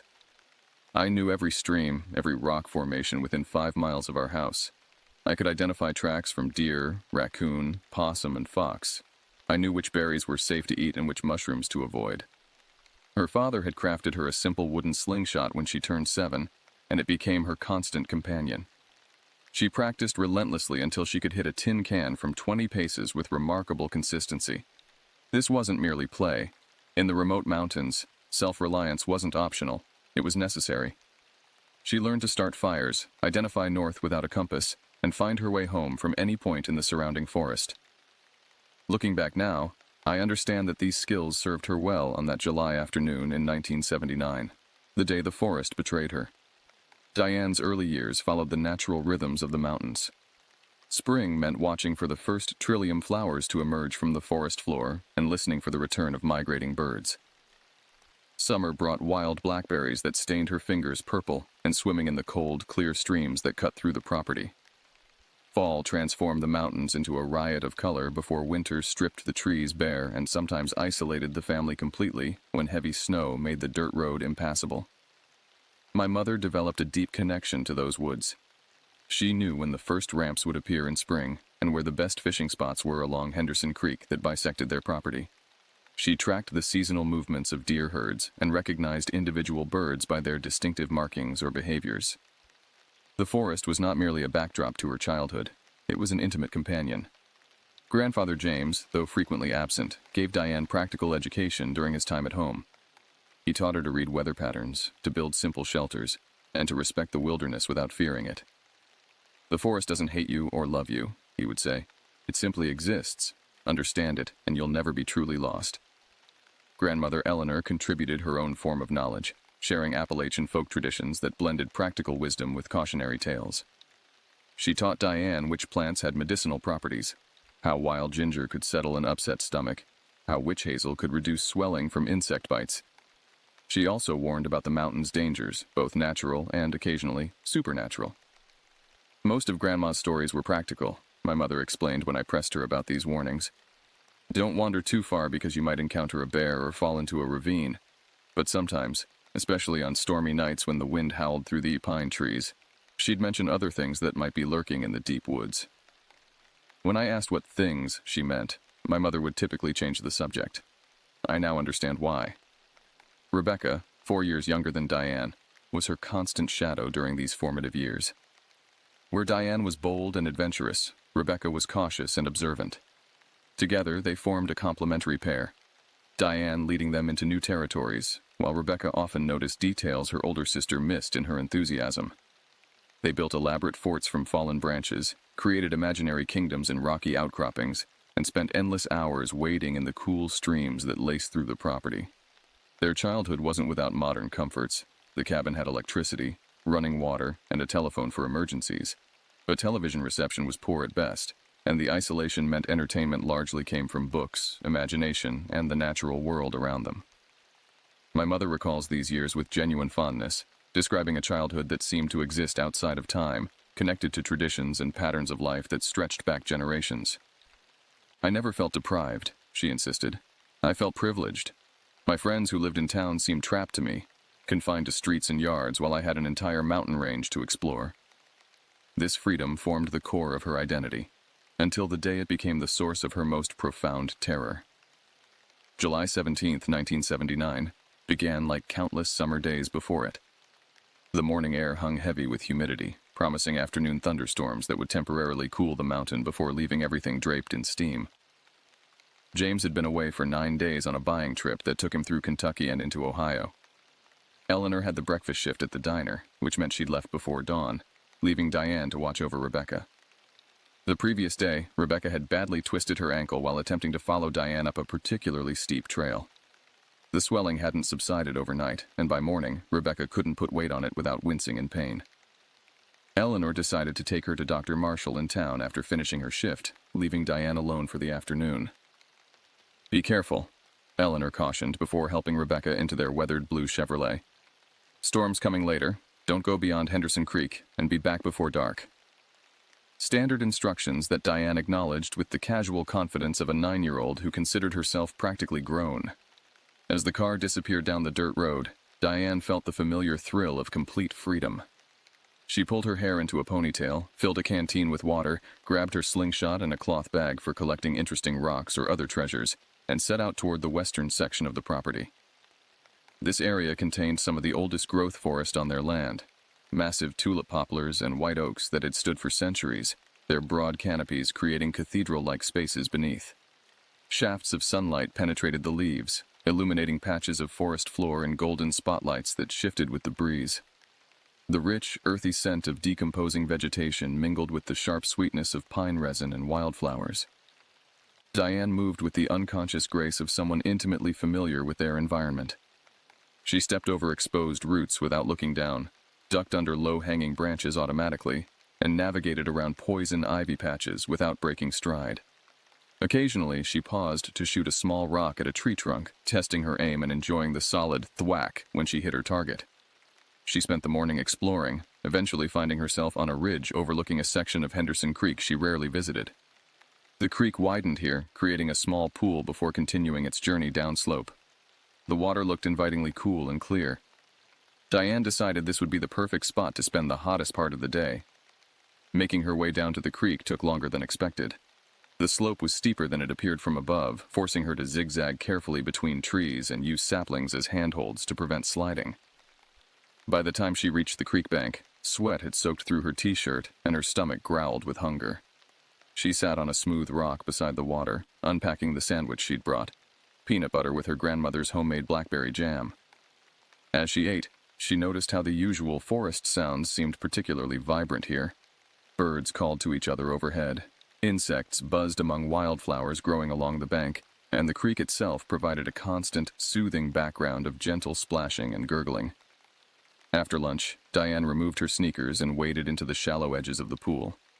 The water felt shockingly cold against her sun-warmed skin, but she quickly adjusted, delighting in the smooth stones beneath her feet and the tiny minnows that darted away from her shadow. Time slipped away as she explored the creek, finding crayfish hiding under rocks and collecting unusually shaped pebbles for her collection. The position of the sun warned her that afternoon was advancing, but she wasn't concerned. She knew her mother and Rebecca wouldn't return from town for hours yet, and despite the gathering clouds, the threatened storms hadn't materialized. She decided to refill her pebble supply for the slingshot before heading home. The creek bed offered perfect ammunition, smooth, round stones that fit comfortably in the leather pouch of her slingshot. As she knelt by the water's edge, selecting the best stones and placing them in her pocket, she failed to notice how the forest sounds had begun to change. Later, she would recognize this moment as the dividing line in her life, before and after. But in that instant, she was simply a 9-year-old girl enjoying a perfect summer day, unaware that something was watching her from the opposite bank. The change in the forest atmosphere came gradually, then suddenly, like falling asleep. One moment, Diane was absorbed in selecting stones from the creek bed. The next, she became aware of an unsettling silence that had crept over her surroundings. The birds had stopped their calling. The insects no longer buzzed. Even the breeze seemed to hold its breath. My mother described this moment with remarkable clarity, even decades later. It wasn't just quiet, it was wrong. The forest never goes completely silent. There's always something making noise. But suddenly nothing, like someone had pressed a mute button on the whole world. She straightened up slowly, her hand instinctively tightening around her slingshot. The hairs on her arms stood up despite the humid air. She scanned the surrounding trees, expecting to see a black bear or perhaps a coyote, natural predators whose presence might explain the forest's sudden silence. What she saw instead defied her understanding of the natural world. Across the creek, partially obscured by a thicket of rhododendron, stood a figure. At first glance, her mind tried to categorize it as human, perhaps a hunter or hiker who had strayed onto their property. But as her eyes adjusted and her brain processed what she was seeing, she realized this was something else entirely. The figure was massive, far larger than any man she had ever seen. It appeared to be kneeling or crouching at the creek's edge, partially hidden by vegetation. Dark hair covered its body, not clothing, but actual hair, thick and matted in places. The coloration wasn't uniform black, but varied from dark brown to reddish tints, where sunlight hit it through the canopy. Diane froze, unable to move as her mind raced to make sense of what she was seeing. The creature remained motionless as well, and for several heartbeats, they existed in a terrible tableau of mutual observation. Then it moved. A massive arm reached out to brace against a nearby tree trunk. The movement was deliberate, almost careful. Diane could see muscles shifting beneath the hair, powerful muscles that spoke of immense strength. The hand that gripped the tree had opposable thumbs, she would later recall, but the fingers were thicker, the nails darker and more claw-like than human nails. She wanted to run, but remained rooted in place, her body refusing to obey her mind's increasingly frantic commands. The creature tilted its head slightly, and she caught a glimpse of its face, a face that haunted her nightmares for years afterward. It wasn't a human face, but it wasn't an animal's either, she told me, her voice dropping to nearly a whisper even in the safety of her living room decades later. The eyes were what got me. They were deep-set under a heavy brow, dark but intelligent. They weren't animal eyes. There was something looking at me from behind those eyes. Something that was thinking. The creature's gaze locked with hers across the creek, and in that moment, Diane felt utterly exposed, as if those eyes could see through her, could read her thoughts and know her fears. An involuntary whimper escaped her throat. The sound seemed to trigger something. The creature's chest expanded as it drew in a breath, and then it vocalized, a sound my mother struggled to describe even years later. It wasn't a growl or a roar like a bear. It was purposeful. It started low, almost like a human trying to clear their throat, but then it built into something that vibrated through the air. I felt it more than heard it, like standing next to a speaker at a concert. It pressed against my chest and made my ears hurt. The vocalization echoed through the small valley, bouncing off the surrounding ridges before fading. In the silence that followed, Diane realized she had fallen to her knees, her hands pressed against her ears. When she looked up, the creature was standing. What had seemed large before now became truly massive. It unfolded from its crouching position to stand upright on two legs. My mother estimated it stood at least 9 feet tall, possibly taller, its broad shoulders and barrel chest giving it an imposing silhouette against the forest backdrop. "That's when I finally found the ability to move," she said. "Something in my brain just snapped, and suddenly I was running." She bolted away from the creek, scrambling up the steep bank she had so carefully navigated earlier.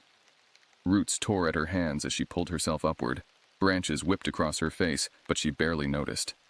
Behind her, she heard a second vocalization, louder than the first, with a different cadence that somehow conveyed anger or challenge. Diane ran blindly, her only thought to put distance between herself and the creature. She abandoned the trails, crashing through underbrush and thickets, ignoring the scratches and cuts that accumulated on her exposed arms and legs.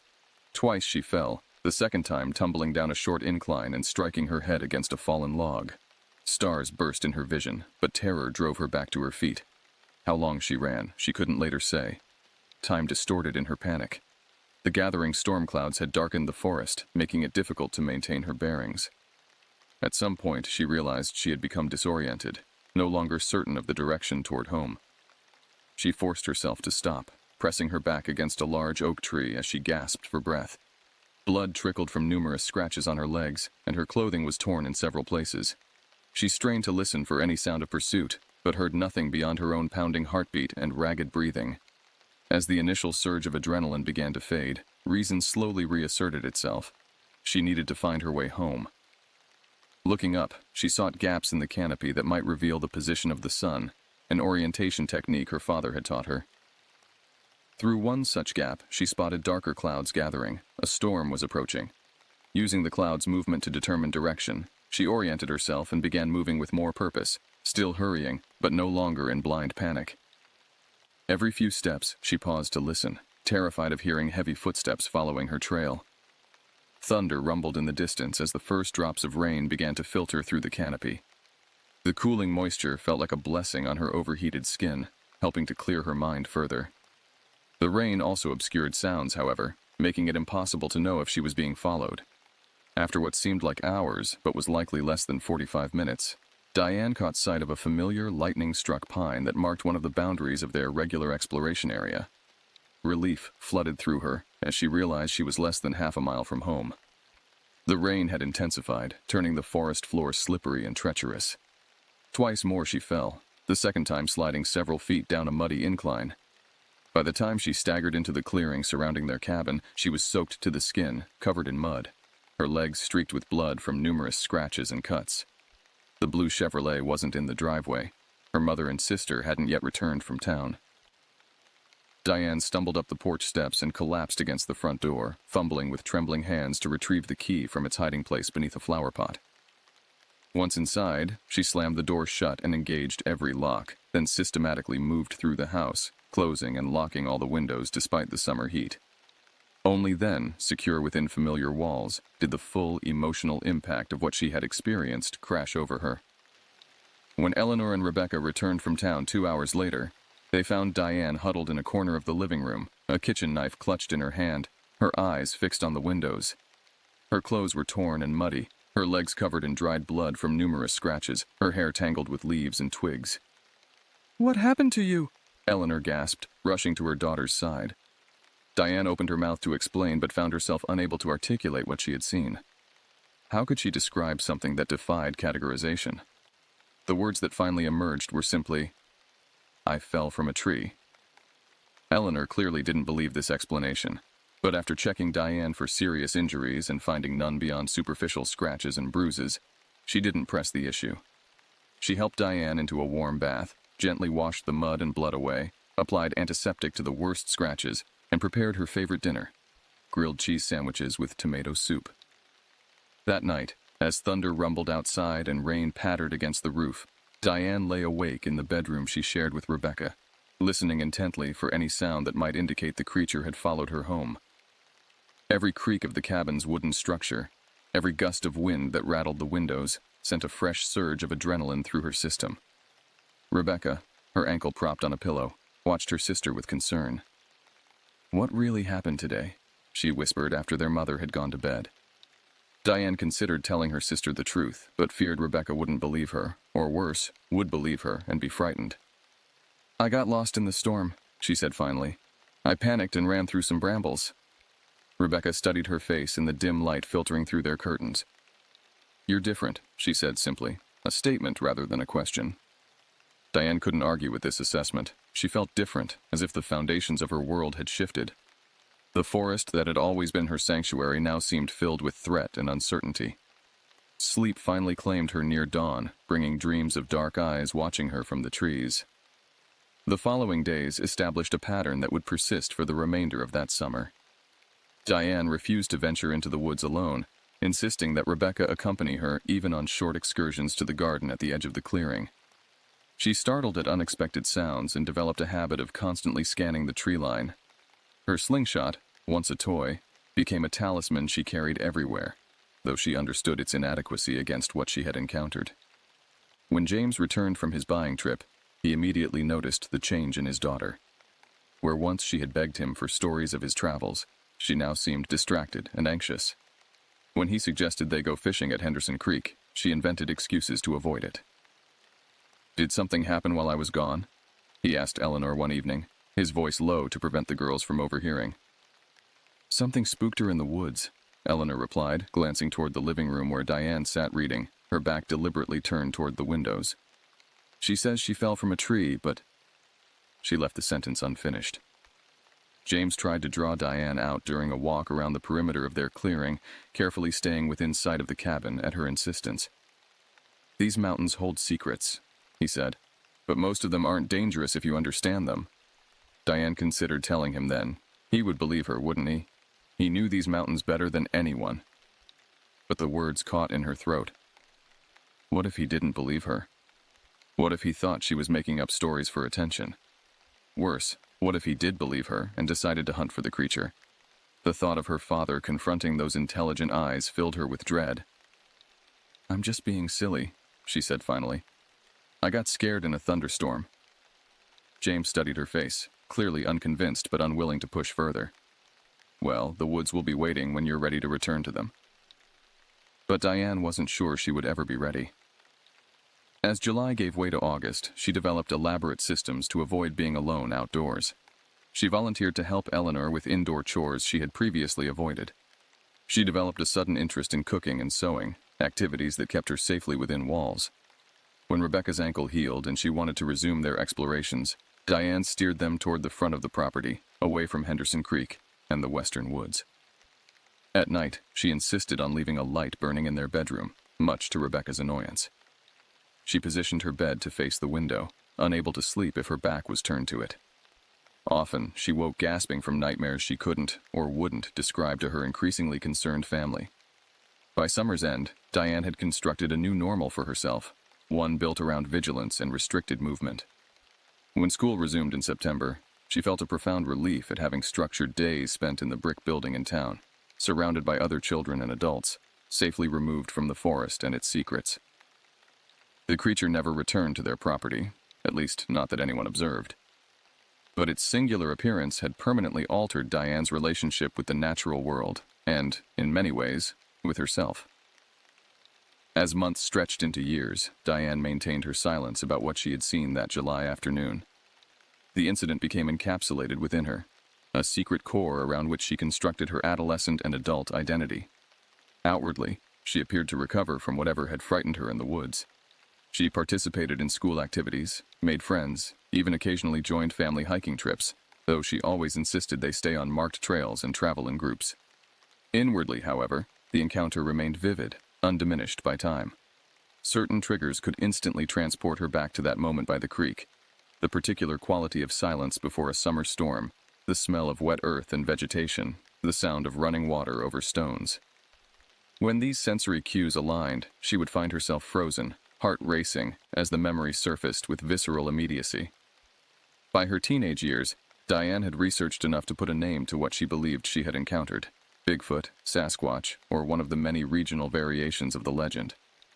She secretly consumed books and articles on cryptozoology, comparing reported sightings with her own experience, noting the similarities and differences. Some accounts seemed credible and aligned closely with what she had witnessed. Others struck her as obvious fabrications or misidentifications. She developed a critical eye for these distinctions, becoming an unacknowledged expert on a subject she never discussed. Her silence stemmed from multiple sources. Fear of ridicule was certainly one factor. By the mid-1980s, Bigfoot had become a cultural punchline, featured in sensationalist tabloids alongside stories of Elvis sightings and alien abductions. Diane, now a serious student with college aspirations, couldn't risk her reputation by associating herself with such fringe beliefs. More profound was her sense that the experience was somehow private, a moment of contact with something ancient and separate from ordinary human experience. Sharing it would inevitably diminish it, reducing something profound to mere anecdote. There was also an element of protection in her silence. As long as she told no one, she didn't have to defend the reality of what she had seen. The memory remained pure, uncontaminated by others' interpretations or explanations. When she left for college in 1988, Diane made a conscious decision to reinvent herself. She would no longer be the strange, watchful girl who startled at unexpected sounds and avoided walking alone at dusk. At the University of Tennessee, she cultivated a persona of academic dedication with a side interest in geology, a scientifically respectable way to collect and classify the interesting rocks and minerals that had fascinated her since childhood. She rarely returned to the family cabin, citing academic commitments even during breaks. When she did visit, she noticed how the property had changed. James had cleared additional land for a larger garden. The forest had receded slightly from their boundaries, and development had begun to encroach on the once isolated area as vacation homes appeared on neighboring ridges. These changes brought a mixture of relief and sadness. The wilderness that had both nurtured and terrified her was slowly being domesticated, made safe for weekend visitors who would never know its deeper secrets. In her junior year of college, Diane met Michael, my father, in an environmental science elective. Their shared interest in natural systems drew them together, though Diane was careful to focus their outdoor activities on coastal areas and plains rather than densely forested mountains. When they married in 1993, she suggested they settle in eastern North Carolina, where Michael had been offered a position with a conservation organization. The landscape there, flat, agricultural, with forests of pine plantations rather than ancient mixed hardwoods, felt controllable in a way the Tennessee mountains never had. I was born the following year, followed by my brother 2 years later. As we grew, Diane proved to be a cautiously encouraging mother, balancing safety concerns with opportunities for exploration. She taught us to identify plants and animals, to read weather patterns, to navigate using natural landmarks, all skills her father had taught her. But unlike her childhood experience, our explorations were always supervised, always bounded by clear limits and safety protocols. The world is full of wonders, she would tell us, but some wonders deserve respectful distance. At the time, I interpreted this as standard parental caution. Only later would I understand the depths from which this philosophy emerged. For nearly 40 years, my mother kept her experience secret. She never spoke of it to her parents, her sister, my father, or to me and my brother. The encounter remained sealed within her, influencing her choices and perspectives in ways we couldn't recognize because we lacked the context to understand them. What finally broke this decades-long silence was, ironically, my casual mention of a hiking trip I planned to take with friends in the Appalachian Mountains, not far from her childhood home. I was visiting her in April 2018, helping sort through belongings as she prepared to downsize from the family home to a retirement community following my father's death the previous year. We were in the attic, opening boxes that hadn't been touched in years, when I mentioned the upcoming trip. I expected no particular reaction, perhaps some practical advice about weather conditions or trail recommendations. Instead, my mother went very still, her hands freezing in the act of sorting through old photographs. "I need to tell you something," she said, her voice so changed that I looked up in alarm. "Something I should have told you years ago." We moved to the kitchen, where she made tea with deliberate, measured movements that I recognized as her way of composing herself. Then, sitting across from me at the table where our family had shared thousands of meals, she began to speak. The story emerged haltingly at first, then with increasing fluency, as decades of silence gave way to release. She recounted the events of that July day in 1979 with astonishing detail. The quality of light filtering through the trees, the temperature of the creek water, the precise sound of the creature's vocalization, the intelligence in its eyes. I listened without interruption, recognizing the profound significance of this moment. Here was the missing piece that explained so many of my mother's peculiarities. Her insistence on our always hiking in groups, her subtle tension when visiting densely wooded areas, her preference for homes with minimal surrounding forest. When she finished, silence filled the kitchen. Outside, spring rain tapped against the windows, creating a gentle backdrop to the momentous revelation that hung in the air between us. "You believe me, don't you?" she finally asked, vulnerability evident in her voice. In that moment, she looked younger somehow, as if sharing the story had temporarily transported her back to that 9-year-old girl by the creek. Did I believe her? The rational part of my mind cataloged alternative explanations. A bear standing on hind legs, an unusually tall human with a beard, a child's imagination transforming an ordinary encounter into something extraordinary. Yet I couldn't dismiss the consistency and clarity of her account, nor the evident sincerity with which she shared it. "I believe you experienced something profound," I said carefully. "Something that defied your understanding of the world." She studied my face, clearly assessing whether my response represented belief or diplomatic evasion. Whatever she saw apparently satisfied her. "I've never told anyone before," she said. "Not even your father." "Why now?" I asked. "Because you're going to those mountains," she replied. "And while I don't think you'll encounter what I encountered, I need you to understand why certain precautions matter." She proceeded to give me practical advice. Never hike alone, avoid creek beds during the quietest part of the afternoon, trust the sudden silence of the forest as a warning sign, always have multiple routes of retreat planned. Advice that would have seemed paranoid without the context she had just provided. "I'm not telling you this to frighten you," she emphasized. "The mountains aren't malevolent. They're just more complex than most people realize." In the days that followed, we revisited the story multiple times. Each conversation revealed additional details she had suppressed for decades. How she had secretly mapped the area of her encounter and avoided it during subsequent forest explorations. How she had studied indigenous legends about forest beings after leaving for college. How she had occasionally spotted unusual track patterns during family hiking trips, but had deliberately steered us away without explanation. When I asked why she had maintained her silence for so long, her answer was revealing.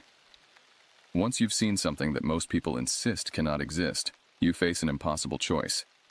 Either you question your own perception, your own sanity, or you accept that the world is fundamentally different from what you've been taught. Neither option offers comfort. My hiking trip to the Appalachians proceeded as planned that May, though with a heightened awareness shaped by my mother's revelation. I found myself attuned to the forest in ways I hadn't been before, noting subtle shifts in wildlife sounds, watching the tree line with greater attention, feeling a distinct unease when our group approached creek crossings in late afternoon. We encountered nothing unusual, just the expected beauty of ancient mountains in spring, with wildflowers carpeting the forest floor and new leaves creating a vibrant green canopy overhead. Yet I couldn't shake the sense that I was being permitted to witness only the surface of something much deeper and more complex. Upon my return, I began researching historical accounts of similar encounters in the Appalachian region. The literature was extensive but uneven.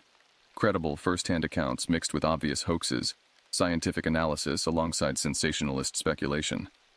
Indigenous traditions from Cherokee and other Appalachian tribes described various forest beings with characteristics similar to what my mother had described, though filtered through cultural and spiritual frameworks that differed from modern cryptozoological approaches. I found myself drawn particularly to the anthropological perspectives. The notion that legends of wild men and forest beings might represent cultural memories of real but rare encounters with relict hominid populations or unusual natural phenomena. These scholarly approaches offered a middle ground between total dismissal and uncritical acceptance. When I shared some of these findings with my mother, she listened with interest, but without the need for validation that might have characterized someone less certain of their experience. "I don't need proof," she said simply. "I know what I saw." Her certainty gave me pause. Throughout my life, I had known my mother as rational, practical, and skeptical of extraordinary claims. She approached the world with scientific curiosity rather than superstition. This made her unwavering conviction all the more compelling. In the years since her revelation, our relationship has deepened around this shared secret. We've had countless conversations exploring the implications of her encounter, not just the question of what exactly she saw that day, but the more profound issue of how we integrate experiences that challenge our fundamental understanding of reality. Now, as I write this account, I find myself grappling with the same questions that haunted my mother for decades. What exists in the remote corners of our world, in the deepest shadows of ancient forests? How do we reconcile unexplainable experiences with our need for a coherent, rational worldview? What is lost when we dismiss accounts like my mother's as mere imagination or misidentification? I have no definitive answers. The forest keeps its secrets, revealing them only in rare, fleeting moments to those who happen to be in the right place at precisely the right, or perhaps wrong, time. What remains certain is the profound impact of that July afternoon on my mother's life, and by extension, on mine. A single encounter beside a mountain creek altered the course of her development, influenced her choices of where and how to live, affected her parenting philosophy, and created within her a division between public knowledge and private truth that she maintained for 4 decades. I sometimes wonder how different her life might have been without that encounter, whether she would have remained more deeply connected to the mountains she loved, Whether she would have pursued different academic or career paths, whether she would have raised me and my brother with more freedom to explore unsupervised. But such counterfactuals offer little insight. What matters is the reality she experienced and how she chose to respond to it. With caution, but not paralysis. With respect for the unknown, but not fear. With silence, but not denial. As my mother settles into her retirement community, surrounded by carefully landscaped grounds where nature is tamed and predictable, I notice how she still positions her chair to face the window, how her eyes still scan the tree line at dusk, how she still grows quiet when thunderstorms approach.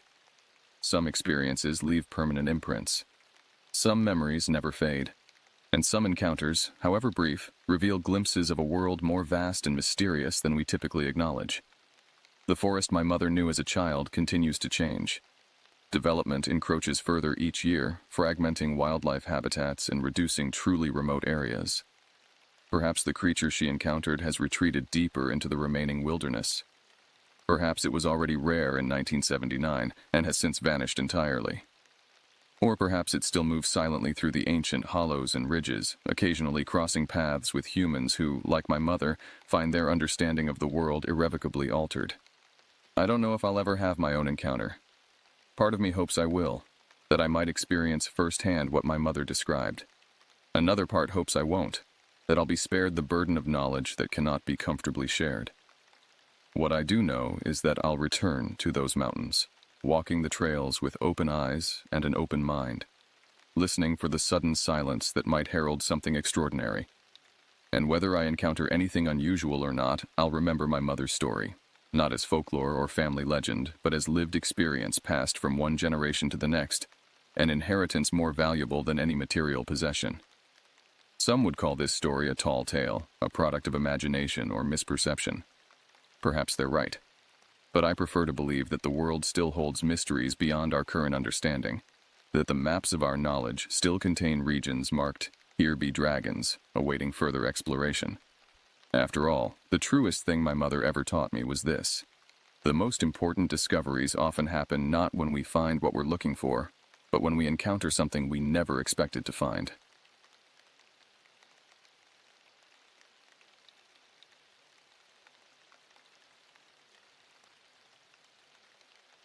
Journal entry, August 12, 2002. The weathered pages of this leather-bound journal have become my most reliable companion on these solitary journeys. Professional truck driver by trade, wanderer by choice. That's how I've come to define myself these past few years. The name's Dean Coulter, and what follows is my account of events that transpired in the shadow of Mount Shasta during what began as a routine solo expedition in my 1997 Gulfstream RV. For those who might someday read these words, understand that I've documented everything exactly as it occurred. No embellishments, no fabrications, just the cold, hard truth of what happens when you venture too deep into places that don't want to be found. Northern California in August carries a particular charm, the towering pines standing sentinel over winding roads, the crisp mountain air carrying the scent of wild sage. After 15 years hauling freight across the country, I had saved enough to afford these extended breaks from civilization. The company calls it a sabbatical. I call it salvation. My sister Caroline worried about these trips. "Dean, one of these days you're going to drop off the grid, and we'll never find you," she'd said during our last phone call. I'd laughed it off, assuring her that my satellite phone worked just fine, even in the most remote locations. What I couldn't tell her was that disappearing, at least temporarily, was precisely the point. The divorce had been finalized 6 months prior.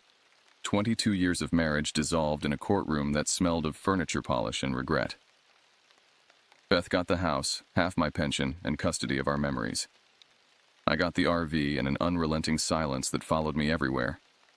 The highway stretched before me like a promise as I headed north on US 97.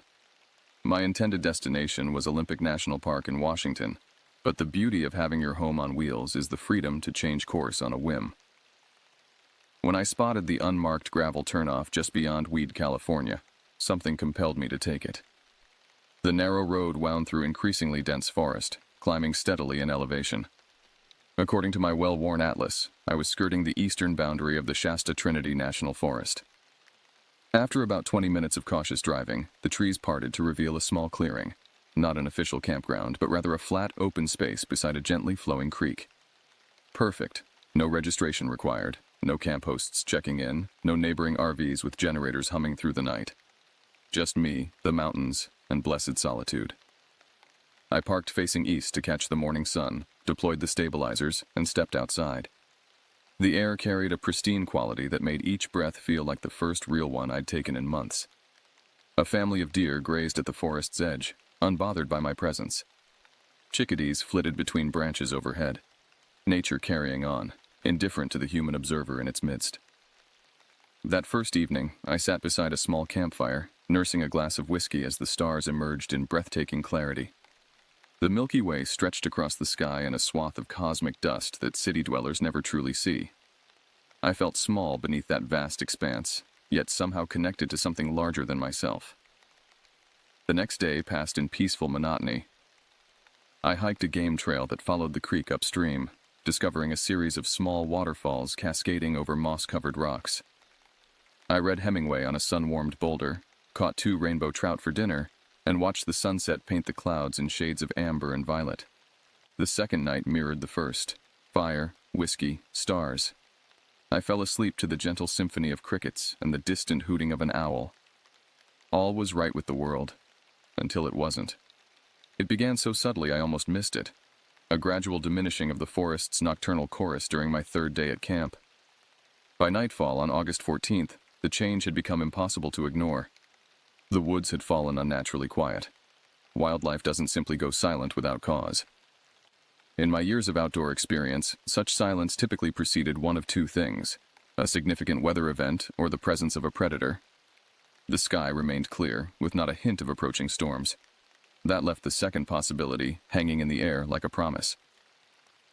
I secured the RV that evening with more care than usual, checking the locks twice before settling in with a book.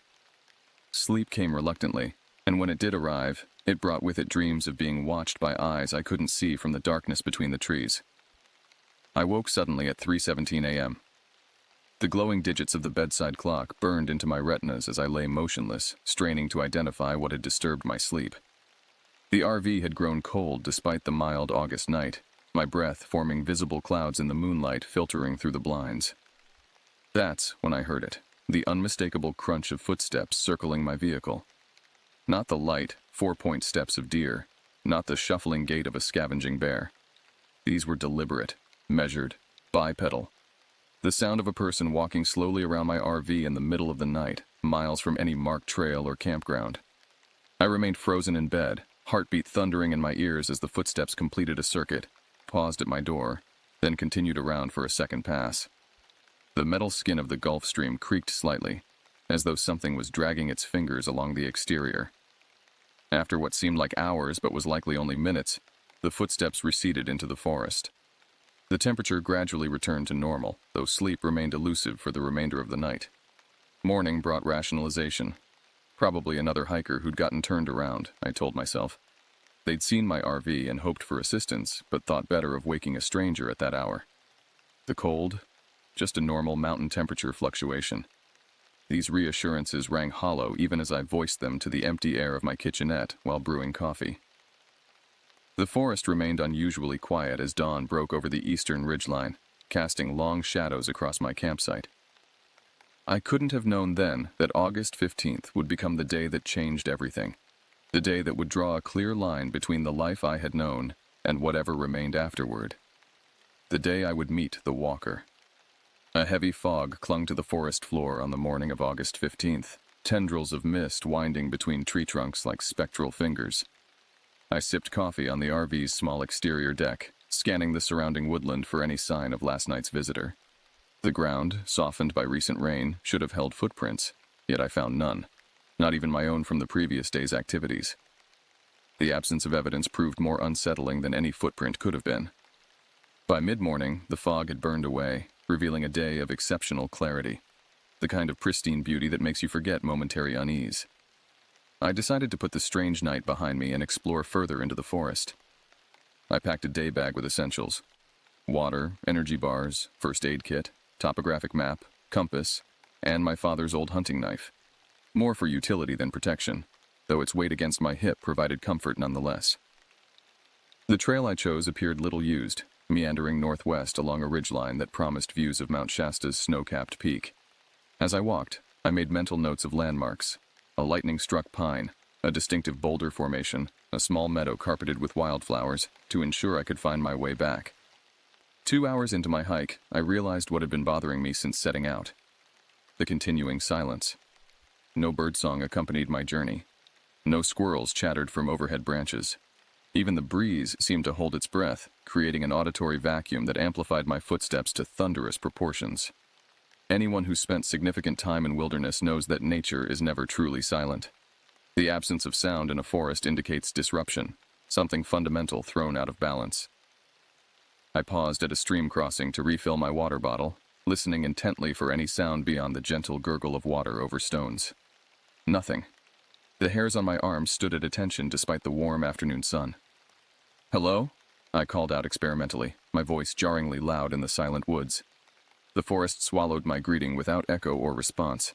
I should have turned back then. Every instinct screamed warnings, yet curiosity pulled me forward like an invisible tether. Just a little further, I told myself. Just to that next ridge. The temperature began to drop as I continued, a gradual cooling that felt out of place for mid-August. My breath fogged before me as I climbed higher, navigating around fallen logs and over increasingly rocky terrain. The trees grew more sparse, revealing patches of sky between their sprawling crowns. That's when the smell hit me. A metallic, coppery scent that instantly triggered primal alarm bells. Blood. And not the clean smell of a hunter's recent kill, but the fetid odor of blood left to spoil under the sun. I crested the ridge and found myself looking down into a small basin. What I saw there halted me mid-stride, one foot suspended in air before slowly returning to earth. Below me lay the remains of a campsite. Not an RV setup like mine, but a proper backcountry camp with a tent, or what was left of one. The olive-green canvas had been shredded, aluminum tent poles bent at impossible angles as though crushed by enormous pressure. A sleeping bag lay 20 feet away, ripped open, its down filling scattered like dirty snow across the clearing. But it was the central area that drew my horrified gaze. A large dark stain marred the pine needle floor, the earth soaked through with what could only be blood. Too much blood for someone to have survived its loss. Yet there was no body. Personal effects lay scattered in a rough circle around the bloodstain. A flashlight, a dog-eared paperback swollen from moisture, a blue flannel shirt stiff with dried blood, a single hiking boot. I fumbled for my satellite phone with trembling hands, only to find no signal. Of course, the surrounding peaks must have been blocking transmission. "Hello?" I called again, louder this time. "Anyone there? Anyone need help?" The words felt inadequate, even foolish. Whatever had happened here wasn't recent. The blood had darkened to the color of rust, and there were signs that small animals had been picking through the scattered supplies. Professional instinct took over. I needed to document this, then get back to civilization and report it to authorities. I removed my digital camera from my backpack and began photographing the scene, careful not to disturb anything that might serve as evidence. As I captured a shot of what appeared to be claw marks gouged into a nearby tree trunk, a twig snapped in the forest beyond the destroyed campsite. I whirled toward the sound, camera still raised. The thing that stood at the forest's edge defied immediate categorization.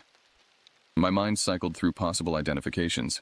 Bear? No. Person in a costume? Impossible, not here. Some unknown primate? Nothing documented in these mountains could match what I was seeing. It stood easily 7 feet tall, its powerful frame covered in thick, matted fur the color of wet slate. Not the brown or black of a bear, but a deep charcoal gray with silver-tipped guard hairs catching the dappled sunlight. Though it stood on 2 legs, its posture wasn't fully upright like a human's, but slightly hunched, with disproportionately long arms hanging at its sides. Its hands, and they were hands, not paws, ended in curved claws that seemed capable of the devastation I just documented. But it was the face that stopped my breath. Not quite human, not quite animal, but a disturbing amalgamation of both. A heavy brow ridge shadowed eyes that glowed with amber luminescence, reflecting light like a nocturnal predator's. Its nose was broad and flat, nostrils flaring as it scented the air. Its mouth, a grim slash beneath that nose, was closed, but I could see the outline of teeth pressing against black lips. Those eyes held an intelligence that transcended animal instinct, a sentience, an awareness that assessed me with calculated deliberation. We stood frozen in mutual appraisal, neither moving, the camera forgotten in my grasp. Time stretched like warm taffy, seconds extending into what felt like minutes. Then it tilted its head, a disturbingly human gesture of curiosity. Every survival instinct screamed at me to run, yet some deeper wisdom understood that turning my back on this creature would be fatal. Predator's chase. This was a predator unlike any I'd encountered. With agonizing slowness, I lowered the camera, maintaining eye contact. My free hand moved incrementally toward the knife at my belt, a laughably inadequate defense, but the only one available. The creature's gaze tracked this movement. A low rumble emanated from its chest, not quite a growl, more like the sound of distant thunder. "I'm not here to harm anything," I said, my voice barely above a whisper. "I'm leaving now." Speaking felt ridiculous, yet natural at the same time. Whatever this being was, it understood territory and intrusion. I needed to communicate my intention to withdraw. For one terrifying moment, it took a half step forward, powerful muscles bunching beneath its fur. My fingers closed around the knife handle, knowing with certainty that I would never have time to draw it. Then, with a fluidity that belied its size, the creature turned and loped into the forest, disappearing among the trees with astonishing speed and silence. I remained rooted in place, lungs burning before I remembered to breathe. The creature had gone, but it hadn't felt like retreat. Rather, it seemed like a decision, a choice to let me leave. This time, I heeded my instincts. I backed away from the destroyed camp, maintaining my focus on the spot where the creature had vanished, then turned and half jogged, half stumbled down the path toward my RV, checking frequently over my shoulder. The silence of the forest now felt oppressive, pregnant with malevolent potential. Each shadow concealed threats. Each rustling leaf signaled pursuit. The landmarks I'd noted earlier seemed unfamiliar, as though the forest itself had rearranged during my absence. I reached my RV as the sun dipped toward the western horizon, casting long shadows that stretched like grasping fingers across my campsite. Without pausing to collect my few outside belongings, I unlocked the door, threw myself inside, and engaged every lock. Only then, in the relative safety of my mobile fortress, did the shaking begin, a full-body tremor that rattled my teeth and turned my limbs to water. I collapsed onto the small sofa, gasping for breath as though I'd sprinted the entire way back. What had I seen? What could possibly explain the destruction at that campsite? And most disturbing of all, why had it let me go? Night approached rapidly, darkness seeping through the forest like spilled ink. I drew all blinds, turned on every light in the RV, and retrieved the shotgun from its locked case beneath my bed, a precaution I'd never before needed in all my years of solo travel. The night of August 15th stretched before me like an endless void, with only my racing thoughts and the loaded Remington for company. Darkness transformed the RV's windows into black mirrors, reflecting my haggard face back at me as I paced the confined space, shotgun cradled in trembling hands. Each creak of settling metal, each whisper of wind against the exterior sent fresh adrenaline surging through my system. I'd seen something impossible, something that shouldn't exist in the rational world I'd inhabited for 54 years. Yet the images captured on my digital camera confirmed I hadn't hallucinated the destroyed campsite. The photos didn't include the creature. It had appeared after I lowered the camera, but the evidence of its destructive capability was undeniable. At 9:17 p.m., the generator sputtered and died. I'd filled it with fresh fuel just that morning, enough for at least 12 hours of continuous operation. Its sudden failure plunged the RV into darkness broken only by moonlight filtering through the blinds.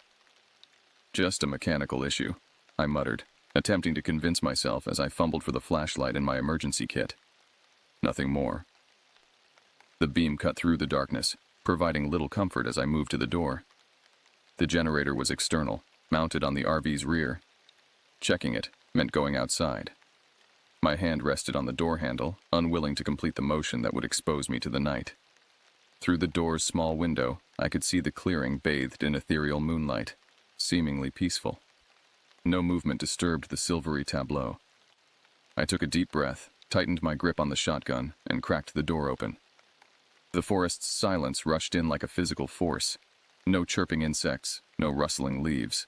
Just absolute suffocating stillness. The air carried a cold bite that stung my lungs and crystallized my exhaled breath. 3 steps would take me to the RV's rear. 3 steps across open ground, exposed and vulnerable. 1. The gravel crunched beneath my boot, the sound obscenely loud in the quiet. 2. Halfway there, senses hyper-alert, scanning the tree line where darkness gathered like spilled oil. 3. I rounded the corner to find the generator's access panel open, its interior a mess of severed wires and mangled components. This wasn't mechanical failure. This was deliberate sabotage. A low rumble emerged from the forest directly ahead of me, the same thunderous growl I'd heard earlier that day. My flashlight beam cut through the darkness, illuminating nothing but empty space between black tree trunks. Then movement, not from ahead where I pointed the light, but behind me. I whirled, bringing the shotgun to bear, only to find the clearing empty. The RV door swung gently in the night breeze. The door I'd left barely ajar now stood wide open, the interior dark and uninviting. Something had circled behind me while keeping my attention fixed forward. The strategic intelligence this implied chilled me more deeply than the night air. Whatever this creature was, it wasn't operating on animal instinct alone. It was thinking, planning, hunting. I backed toward the open door, unwilling to turn my back on the forest, yet equally unwilling to remain exposed. The flashlight beam swept erratically across the clearing as my hand shook. That's when I saw them. Tracks in the damp earth near the RV steps. Not the split hoof prints of deer or the round impressions of bear paws. These were elongated, 5-toed prints with clear claw marks extending from each digit. They measured easily 15 inches from heel to toe. The tracks led directly to my open door. It had been inside my RV. Cold sweat trickled down my spine as I eased up the steps, shotgun raised, flashlight illuminating the interior in bouncing, disjointed patches. Everything appeared untouched. No destruction, no obvious signs of intrusion.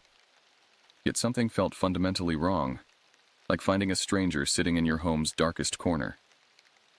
The bathroom door stood ajar, the small space beyond shrouded in shadow. I approached slowly, pulse hammering in my throat.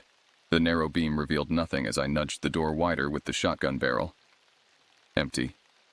Relief flooded through me, followed immediately by renewed tension as my flashlight caught a reflection in the bathroom mirror. 2 amber points of light hovering at the height of my shoulders, standing behind me. I spun, finger tightening on the trigger, but the space behind me contained nothing but shadows. My mind was conjuring threats from darkness and fear. Yet when I turned back to the mirror, a message had been drawn in the condensation on the glass. Get out. 2 simple words, finger traced by something that shouldn't possess the intelligence for written language. The implication sent my thoughts spiraling toward panic. I backed out of the bathroom, sweeping the flashlight across every corner of the RV. Nothing waited in the shadows, yet the sense of violation remained palpable. Something had been here, moved through my space, touched my possessions, left its warning. It wanted me gone. The realization brought unexpected clarity. I needed to leave, immediately. No amount of curiosity or stubbornness justified remaining in this forest another night. I could reach the main highway in 40 minutes if I drove carefully in the dark. I stowed the shotgun within easy reach of the driver's seat, secured loose items for travel, and slid behind the wheel. The engine turned over on the first try, its rumble obscenely loud in the silent night. Headlights carved twin cones through the darkness as I released the parking brake and began the careful process of backing out of the clearing. The RV moved perhaps 10 feet before a sickening lurch brought it to a halt. I pressed harder on the accelerator. The wheels spun, gaining no traction. Something was preventing my departure. With trembling hands, I cut the engine and retrieved the flashlight and shotgun. What I found outside drained the remaining warmth from my body. All 4 tires had been slashed, the rubber hanging in ribbons from the rims. Not cut with a knife, but torn by claws powerful enough to rend vulcanized rubber like tissue paper. The creature hadn't simply warned me to leave. It had ensured I couldn't. I was trapped. Back inside, I double-checked every lock, then methodically closed and secured each blind. The RV became a metal box with me sealed inside, the darkness broken only by my flashlight beam and the faint moonlight seeping around the blind's edges. Sleep was unthinkable. I positioned myself on the small sofa with clear sightlines to all windows and the door, shotgun across my lap, back pressed against the wall to prevent anything from approaching unseen. Hours crawled by in tense vigilance. My eyelids grew heavy despite my fear, the adrenaline that had sustained me gradually depleting as midnight passed into early morning. I fought against fatigue, pinching my skin and shifting positions to maintain alertness. Around 2:30 a.m. I heard it, the now familiar sound of deliberate footsteps circling the RV. Not attempting stealth this time, but making its presence known. A psychological tactic meant to wear down resistance through sustained terror. The steps completed one circuit, then another, occasionally punctuated by the scrape of claws against metal. After the third pass, they stopped directly outside my door. I raised the shotgun, aiming at the thin barrier that suddenly seemed woefully inadequate. Something heavy leaned against the door, making the hinges creak in protest. The doorknob rattled. Not the jiggling attempt of something without dexterity, but the deliberate testing of a locked handle. Then came a sound that nearly stopped my heart. 3 distinct knocks. Not random banging, not animal scratching, but the universal human signal requesting entry. The knocking repeated, more insistent this time. "What do you want?" I called, my voice cracking with strain. Silence answered, followed by the soft slide of something moving away from the door and back toward the forest. The footsteps receded until they faded completely, leaving me alone with the thunderous pounding of my own heart. Dawn arrived with agonizing slowness, gray light gradually replacing darkness. I hadn't slept, my eyes burning from sustained vigilance, muscles aching from maintained tension. With the first genuine light of morning, I permitted myself to check outside. The clearing stood empty, peaceful in appearance, betraying nothing of the night's terror. The only evidence of my visitor was the destroyed tires and a series of those distinctive tracks circling the RV, ending at the forest's edge. I faced an inescapable reality. I needed help. With no vehicle, no working phone, and at least 15 miles of rough terrain between me and the nearest paved road, my options were limited. I could attempt to hike out, but that meant exposing myself in the forest where it clearly held the advantage. Or I could wait, hoping another traveler might pass by this remote location. The decision was made for me when I spotted dust rising on the distant access road. A vehicle was approaching. Relief flooded through me as a Forest Service truck came into view, its green paint gleaming in the morning sun. It pulled alongside my disabled RV, and a uniformed ranger stepped out, adjusting his wide-brimmed hat. "Having some trouble?" he called, surveying the slashed tires with a frown. "You could say that," I replied, the shotgun hidden just inside my door. Something held me back from immediately sharing the full story. "Woke up to find them like this." The ranger approached, crouching to examine the damage. "Never seen anything like this," he murmured, running fingers along the jagged tears. "Bear damage usually looks different." "It wasn't a bear," I said firmly. He glanced up, something shifting in his expression. "No. I need to report a possible missing person situation," I continued, deciding to focus on the destroyed campsite rather than my nocturnal visitor. "I found an abandoned camp up the ridge yesterday. Signs of violence, a lot of blood." The ranger stood slowly, dusting off his hands. "That would be the Schaefer site." The casual familiarity of his response caught me off guard. "You know about it?" "We found their vehicle at a trailhead 2 miles south 3 days ago," he explained. "Search teams have been combing the area since. You're the first person to actually locate their camp." "And the blood? The destruction?" The ranger's face remained professional, but something guarded entered his eyes. "May I come in? I should take your statement properly." Inside the RV, he declined my offer of coffee, instead removing a small notebook from his breast pocket. "Start from the beginning," he instructed. "When did you arrive here?" I recounted my arrival and the events leading up to discovering the destroyed campsite, carefully omitting any mention of the creature. Something about the ranger's carefully neutral expression made me hesitant to share the full story. "And you didn't see anyone? Hear anything unusual?" he prompted when I finished. The question hung in the air between us. A test, perhaps? "Like what?" I countered. The ranger closed his notebook and leaned forward, voice dropping to near whisper. "Mr. Coulter, have you ever heard of the Walker?" The question sent ice through my veins. "Should I have?" I managed, keeping my expression neutral. The ranger studied me for a long moment before continuing. "There's a reason this area isn't on any tourist maps, despite its beauty. There's a reason the Forest Service doesn't maintain campsites here, despite the perfect terrain." He glanced toward the window, as though checking that we remained alone. "Local tribes avoided this valley for centuries before white settlers arrived. They called it the shadow place in their language. Said it belonged to something that wasn't human, wasn't animal, but somewhere in between. The Walker, I supplied. He nodded grimly. The Guardian, the Protector, the Wendigo. It has many names, but all the stories agree on one thing. It defends its territory with extreme prejudice against those who don't belong. Like the Schaefers, I said softly. And perhaps like you, he added, his gaze intensifying. Those tire slashes aren't random vandalism, Mr. Coulter. They're a message. Get out, I whispered, remembering the words on my bathroom mirror. But don't run, the ranger added cryptically. It respects those who face it with courage, despises those who show fear. He stood abruptly, adjusting his hat. I'll call for a tow truck from town. Should be here in a few hours. Until then, I suggest you pack what you need and be ready to leave. Don't wander from your vehicle.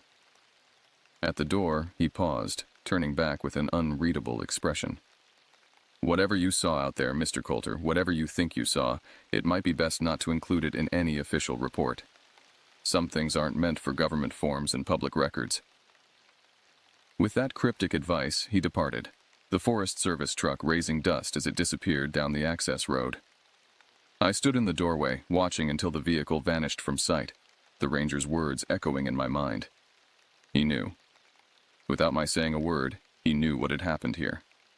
This wasn't the first time the Walker had made its presence known, and I suspected it wouldn't be the last. The tow truck arrived 3 hours later, driven by a weather-beaten man who introduced himself simply as Mac.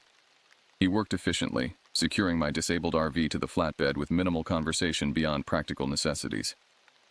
Where are we headed? He asked once the RV was loaded. Nearest town with a service garage, I replied, climbing into the truck's passenger seat with my essential belongings hastily packed in a duffel bag. Mac nodded, putting the truck in gear. That'd be Shasta City, about 30 miles south.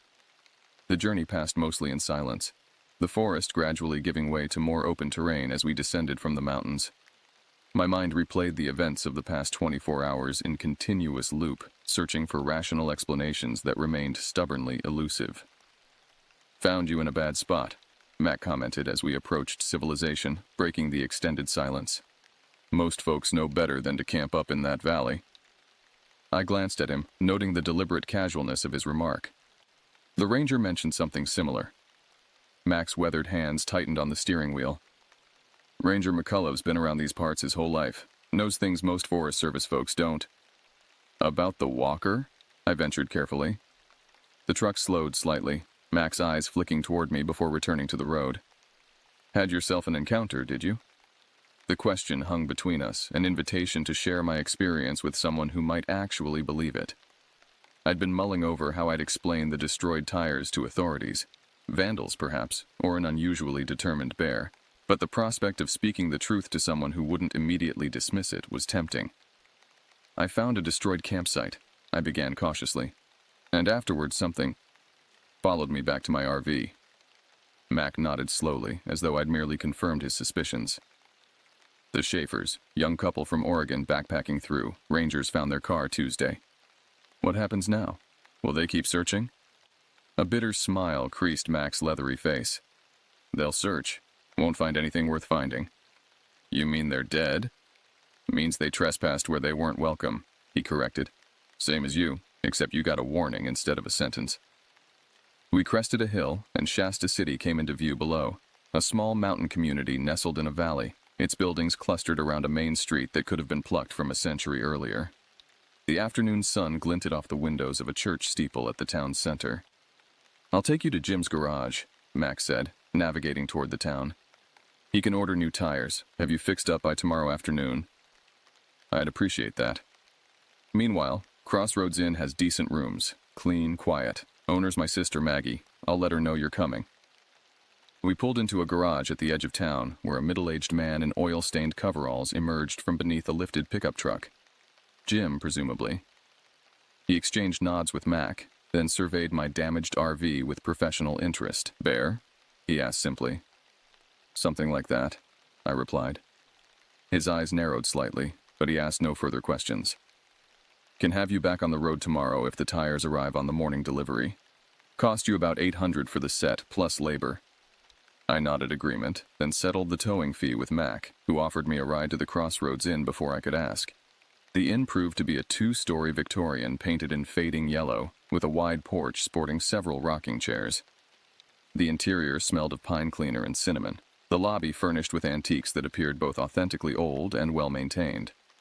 Maggie, a silver-haired woman with Mac's same weather-beaten complexion, greeted me from behind a polished reception desk. "Mr. Coulter," she said, Mac having apparently called ahead. "Room 7's ready for you, top of the stairs, end of the hall." I thanked her, reaching for my wallet. "We'll settle up when you check out," she said, waving away the gesture. "Dinner's served in the dining room from 6 to 8. Just hamburgers tonight, I'm afraid." "Sounds perfect," I assured her, suddenly aware of my hunger. I hadn't eaten since yesterday's lunch, fear having suppressed appetite until now. Room 7 was small but immaculate, featuring a brass bed, oak dresser, and small writing desk positioned beneath a window overlooking the town's main street. I showered away 24 hours of terror sweat, changed into clean clothes, and collapsed onto the bed. Despite my exhaustion, sleep remained elusive.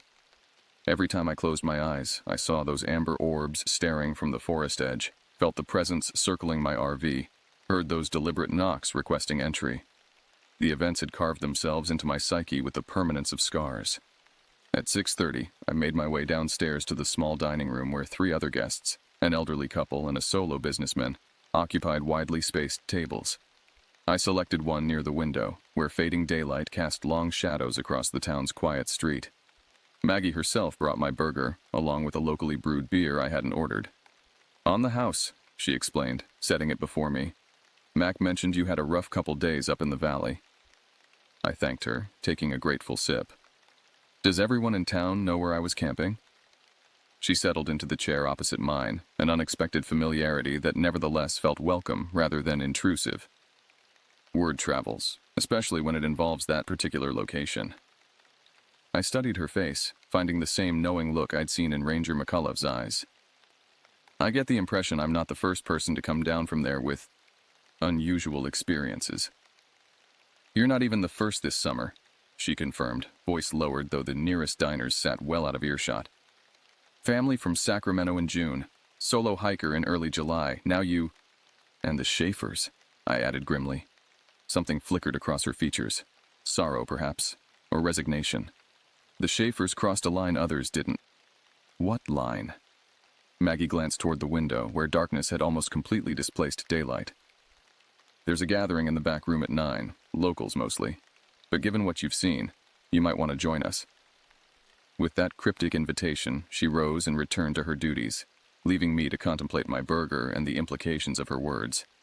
The town knew something, collectively held knowledge about whatever roamed the forest above them. Knowledge they were apparently willing to share. I spent the intervening hours in my room, transcribing the events of the past days into my journal while they remained fresh in memory. The familiar activity helped organize my thoughts, transforming chaotic experience into ordered narrative. At precisely 9 o'clock, I descended the stairs to find Maggie waiting in the lobby. Without speaking, she led me through the dining room, now empty of other guests, and through a door marked "Private" at the rear. Beyond lay a wood-paneled room that might once have been a parlor, now furnished with mismatched chairs arranged in a rough circle. Most were already occupied. I recognized Mac and Jim from the garage, along with perhaps 10 others of varying ages. Ranger McCullough nodded to me from across the room. "Everyone," Maggie announced. "This is Dean Coulter. He had an encounter up in Shadow Valley yesterday." The collective gaze of the room settled on me with uncomfortable intensity. I shifted under their scrutiny, feeling like a specimen under examination. "Have a seat, Mr. Coulter," offered an elderly man, gesturing to an empty chair beside him. "I'm Dr. Reeves, retired now. Been in Shasta City 43 years. I took the offered seat, noting that the circle had fallen silent, clearly waiting for me to speak. "I'm not entirely sure why I'm here," I admitted. "Tell us what you saw," Ranger McCullough prompted gently. "Everything, without editing or rationalizing." So I did. I recounted the events chronologically, beginning with the unnatural silence and ending with the slashed tires and written warning. As I spoke, I watched their faces, searching for signs of disbelief or judgment, finding none. These people were listening with the solemn attention of those who already knew my story's shape, if not its specific details. When I finished, Silence hung in the room for several long moments. "It let you go," Dr. Reeves finally said, his tone suggesting this detail carried particular significance. "It could have harmed you at multiple points, yet chose warning instead." The Schaefers weren't so fortunate, I noted. Several faces grimaced and Ranger McCullough cleared his throat. The Schaefers made a critical error. According to their hiking permit, they intended to camp 3 nights. We found evidence at their site that they'd been hunting. "Hunting?" I echoed, confused by the apparent non sequitur. "Killed a deer," Jim from the garage elaborated. "We found the remains about 50 yards from their camp. Improperly field-dressed, parts wasted. Took only the backstraps and tenderloins, left the rest to rot." The significance slowly dawned on me. "You're saying this Walker punished them for wasteful hunting?" "The old tribes believed the Walker was a guardian," explained a middle-aged woman I hadn't been introduced to, "not just of territory, but of balance. It protected the forest from those who took without respect, who killed without necessity. A spirit of conservation, centuries before the concept existed in Western thought," Dr. Reeves added. "You all speak about this thing like it's real," I said carefully. "Like it's an established fact, not legend or myth." Ranger McCullough leaned forward, elbows on knees. "Shasta City has existed in the shadow of the mountain for over 150 years, Mr. Coulter. In that time, we've accumulated certain local knowledge that doesn't find its way into tourist brochures or government reports." "What exactly are you saying?" "We're saying," Maggie interjected, "that what you encountered has been part of these mountains since before human memory. The tribes knew it, the settlers learned about it, and we've reached an understanding with it." "An understanding?" "Respect the forest," Jim summarized bluntly. "Don't overhunt, don't overharvest, don't disturb certain areas, like Shadow Valley, where you were camping. In return, it leaves the town alone." I glanced around the circle, searching for any sign that this was an elaborate hoax or shared delusion. I found none. These were ordinary, seemingly rational people, collectively acknowledging an extraordinary reality. "Why tell me this?" I asked finally. "Why bring an outsider into your secret?" Dr. Reeves smiled thinly. "Because you're marked now. You've seen it, and it's seen you. That creates a connection that doesn't simply disappear when you drive away tomorrow." Cold apprehension crawled up my spine. "What does that mean?" "It means," Ranger McCullough said carefully, "that you should be prepared for the possibility that your encounter wasn't a random event or your final interaction with the Walker. You're saying it might follow me, beyond these mountains." Several members of the circle exchanged glances, a silent communication passing between them. "Not exactly," Maggie replied after a moment. "But those who encounter it often find themselves drawn back. Dreams, compulsions, coincidences that lead them to return to this area." "Like it gets inside your head," Mac added, tapping his temple significantly. "Or like it marks your soul," countered Dr. Reeves. "The indigenous peoples believed seeing the Walker changed a person fundamentally, opened their eyes to aspects of reality others couldn't perceive."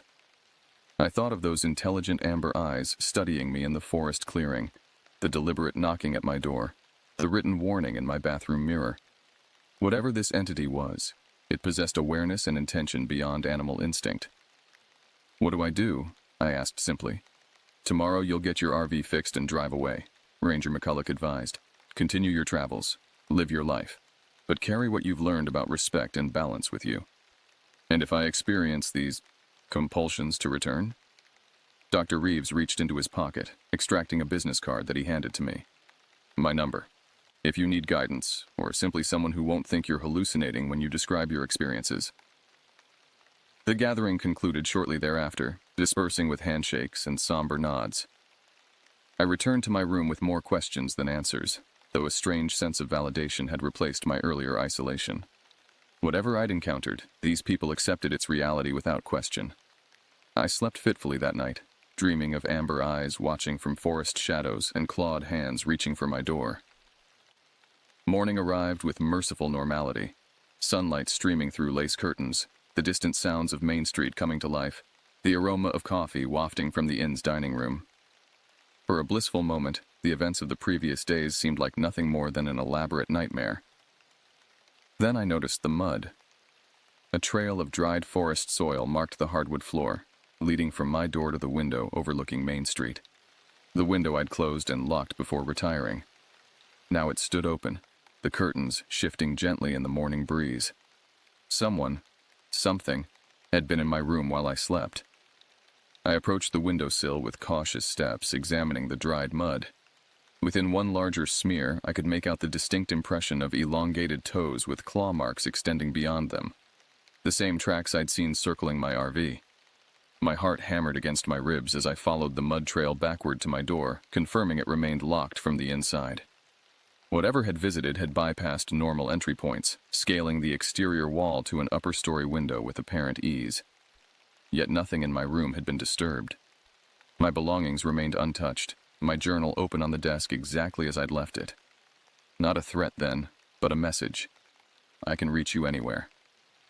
I showered and dressed with mechanical movements, my mind racing to process this latest development. The gathering last night had mentioned a connection, a marking that transcended physical distance. I'd interpreted their warnings as psychological, perhaps metaphorical. This mud on my floor suggested something far more literal. Downstairs, the dining room hosted several guests enjoying breakfast. I selected a table facing the entrance, positioning myself to observe all entryways, a habit that would persist long after the events of that August. Maggie approached with coffee, her practiced innkeeper's smile faltering as she registered my expression. "Rough night?" she inquired, filling my cup. "You could say that," I replied, lowering my voice. "I had a visitor." Her hand stilled, coffee pot hovering above my cup. "What kind of visitor?" "The kind that leaves muddy footprints from a second-story window." Maggie's composure slipped momentarily, genuine alarm crossing her features before she controlled it. "Eat your breakfast," she advised quietly. "Then come find me in the office." I forced down eggs and toast that tasted like cardboard, keeping my attention divided between my plate and the room's entrances. No one else seemed to notice anything amiss. Tourists planning their day, a businessman reviewing documents over coffee, an elderly couple discussing their grandchildren. Normal life continuing around me while my reality had fundamentally shifted. Maggie waited in a small office behind the reception desk, door open in clear invitation. I entered, closing it behind me. She gestured to a chair opposite her cluttered desk. "Tell me exactly what you found," she requested without preamble. I described the mud trail and open window, watching her face grow increasingly grave as I spoke. "This is unusual," she admitted when I finished. "The walker rarely follows people into town. It respects the boundaries we've established over generations." "Yet it came to my room," I pointed out. "Specifically my room, bypassing other guests." Maggie nodded slowly, her expression contemplative. "You said it let you go in the forest, even after you photographed the Schaefer's site. Now this, it's showing particular interest in you. Why? I'm nobody special." "Perhaps that's for the walker to determine, not us." She opened a drawer, removing a small cloth pouch that she placed on the desk between us. "Local tribe medicine. Protection and clarity. Keep it with you." I accepted the pouch with murmured thanks, more out of politeness than conviction in its efficacy. "Your RV should be ready by noon," she continued. "When you leave, head south. Don't circle back north, even if that was your original plan. Create distance." "And then what?" I asked, an edge entering my voice. "Keep running? Always look over my shoulder? Change my entire life because some creature has taken an interest in me?" Maggie's weathered face softened with something like compassion. "The walker isn't malevolent, Mr. Coulter. It's ancient, powerful, and operates by rules we barely comprehend.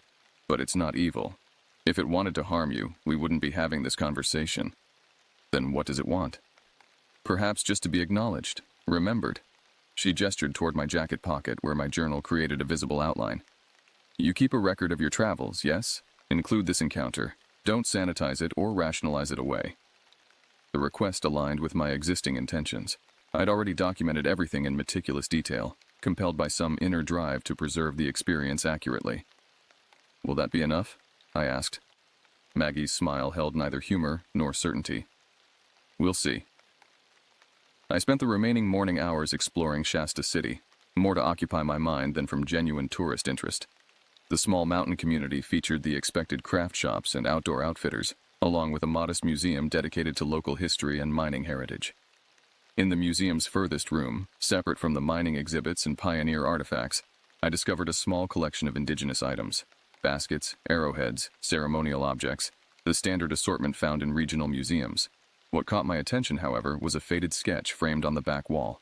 Rendered in what appeared to be charcoal on animal hide, it depicted a tall, bipedal figure with elongated limbs and a suggestion of dense fur.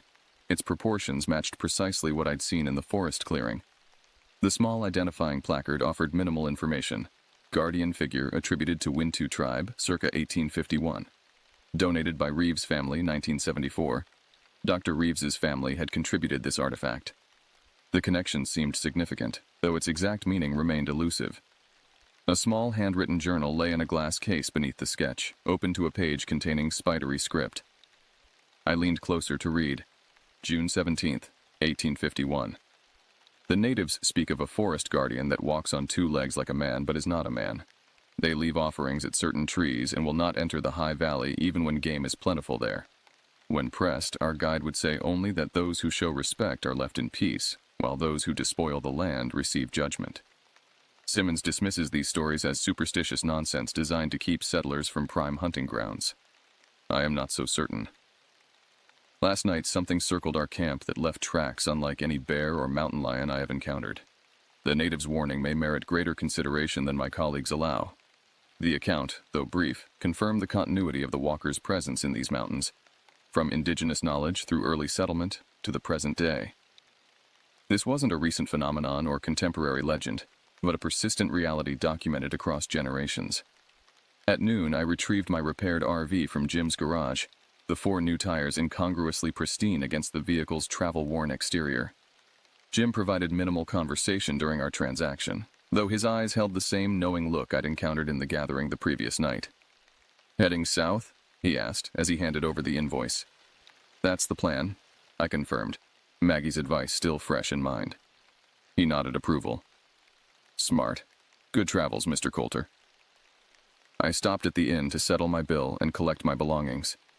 Maggie waited behind the reception desk, my room key already in hand. "I took the liberty of cleaning up the mud," she said quietly as she processed my credit card. "Thought you might prefer that."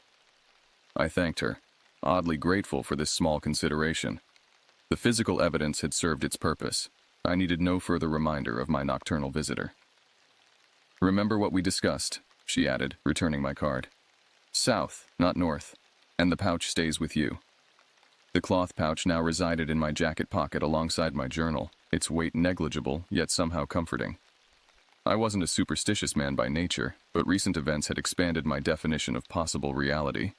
By 1 o'clock, I had left Shasta City behind, the RV humming smoothly along Highway 89 southbound.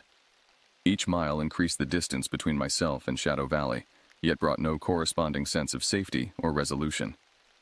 The dashboard clock read 3:17 p.m. when I noticed the first crow.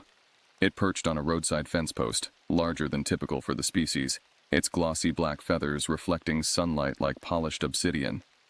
As I passed, it launched into flight, following parallel to my course before settling on another post further ahead.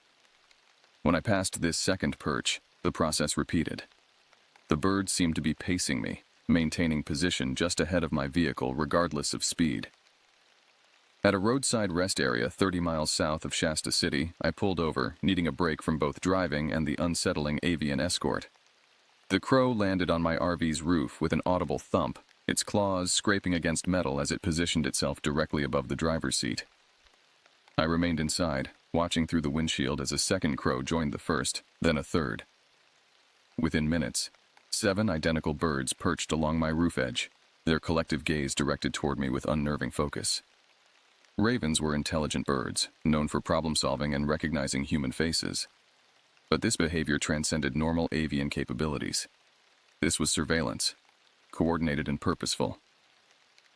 I started the engine, pulling back onto the highway with more haste than caution. The birds took flight as one, maintaining formation above and beside the RV like a feathered honor guard. At the junction where Highway 89 met Interstate 5, the decision point between continued southbound travel or the westward turn that would eventually lead to my intended destination of Olympic National Park, the ravens dispersed suddenly. One moment they flanked my vehicle. The next, they veered eastward as a unified group, disappearing toward the distant mountains. Their message seemed clear. I had chosen correctly, south, not north, away from Shadow Valley and its guardian. I continued driving until sunset, finally stopping at a commercial RV park outside Redding, the polar opposite of my remote forest clearing, with hookups, facilities, and neighboring campers on all sides. The normalcy felt both reassuring and somehow hollow, as though I'd retreated from something essential in exchange for safety. Sleep came easier than expected, exhaustion finally overriding hypervigilance. I dreamed of forest paths and amber eyes watching from shadows, but the nightmares held no terror, only a strange sense of communion. I woke at dawn, my decision already made with the clarity that sometimes accompanies early morning consciousness. I would not continue south or west. I would not run from what had marked me. I would return to Shasta City, to Dr. Reeves, to the gathering of those who understood. Not immediately, but eventually, when the pull became too insistent to ignore. The walker had entered my reality, altering it in ways I was only beginning to comprehend. Fighting that alteration seemed not only futile but somehow inappropriate, like resisting a natural process necessary for growth. As I prepared coffee in the RV's small kitchenette, I noticed something on the countertop that hadn't been there the previous night. A small, perfectly formed feather, glossy black with hints of blue iridescence. A crow's feather. I added it to the cloth pouch Maggie had given me, a personal talisman to complement the indigenous medicine. Together, they represented my new reality. One foot in the rational world I'd always known, one in the shadow realm where ancient guardians still walked forest paths and passed judgment on human behavior. Outside, the day began with ordinary sounds. RVs preparing for departure, children laughing, birds calling. Normal life continuing around me while within, I processed my new understanding of a world larger and stranger than I'd previously believed. I would drive south today, respecting the guidance I'd received.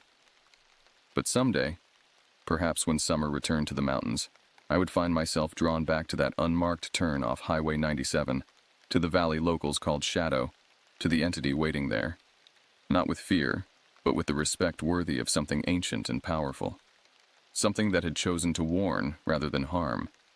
Something that had, for reasons I might never fully understand, marked me as worthy of its attention. Dean Coulter, professional truck driver, divorced, ordinary in all observable aspects, except for this one extraordinary experience that would color every day that followed. I opened my journal and began to write, recording these final thoughts before continuing my journey. The last entry for this particular chapter of my life, though certainly not the final word on my relationship with the walker. Some encounters change us fundamentally, opening our eyes to aspects of reality previously invisible. We can deny these changes, fight against expanded awareness, retreat to comfortable ignorance, or we can accept the invitation to a larger world, with all its wonder and terror inseparably entwined. I chose the latter, and somewhere in the forests of Northern California, ancient eyes watched, waiting for my eventual return. Each year on August 15th, I perform a small, private ritual. I burn sage in remembrance, place a single black feather on my windowsill, and read the journal entries from those fateful days in 2002. Not from fear, but from respect for the connection that remains unbroken across time and distance. The walker taught me that our world contains mysteries beyond scientific explanation or rational understanding. That lesson humbles me still. Sometimes in dreams, I walk forest paths beneath towering pines, and something keeps pace just beyond sight. Not threatening, but accompanying. Guardian and guide both. I will return to Shadow Valley eventually. The compulsion grows stronger with each passing year. When I do, I will go not as a trespasser, but as one who understands the covenant between human and guardian, between modern consciousness and ancient power. Until then, I travel with open eyes, aware that beneath the surface of ordinary reality swim deeper currents of mystery. And I'm grateful for the glimpse I was permitted, however terrifying it seemed at the time. Some doors, once opened, never fully close again.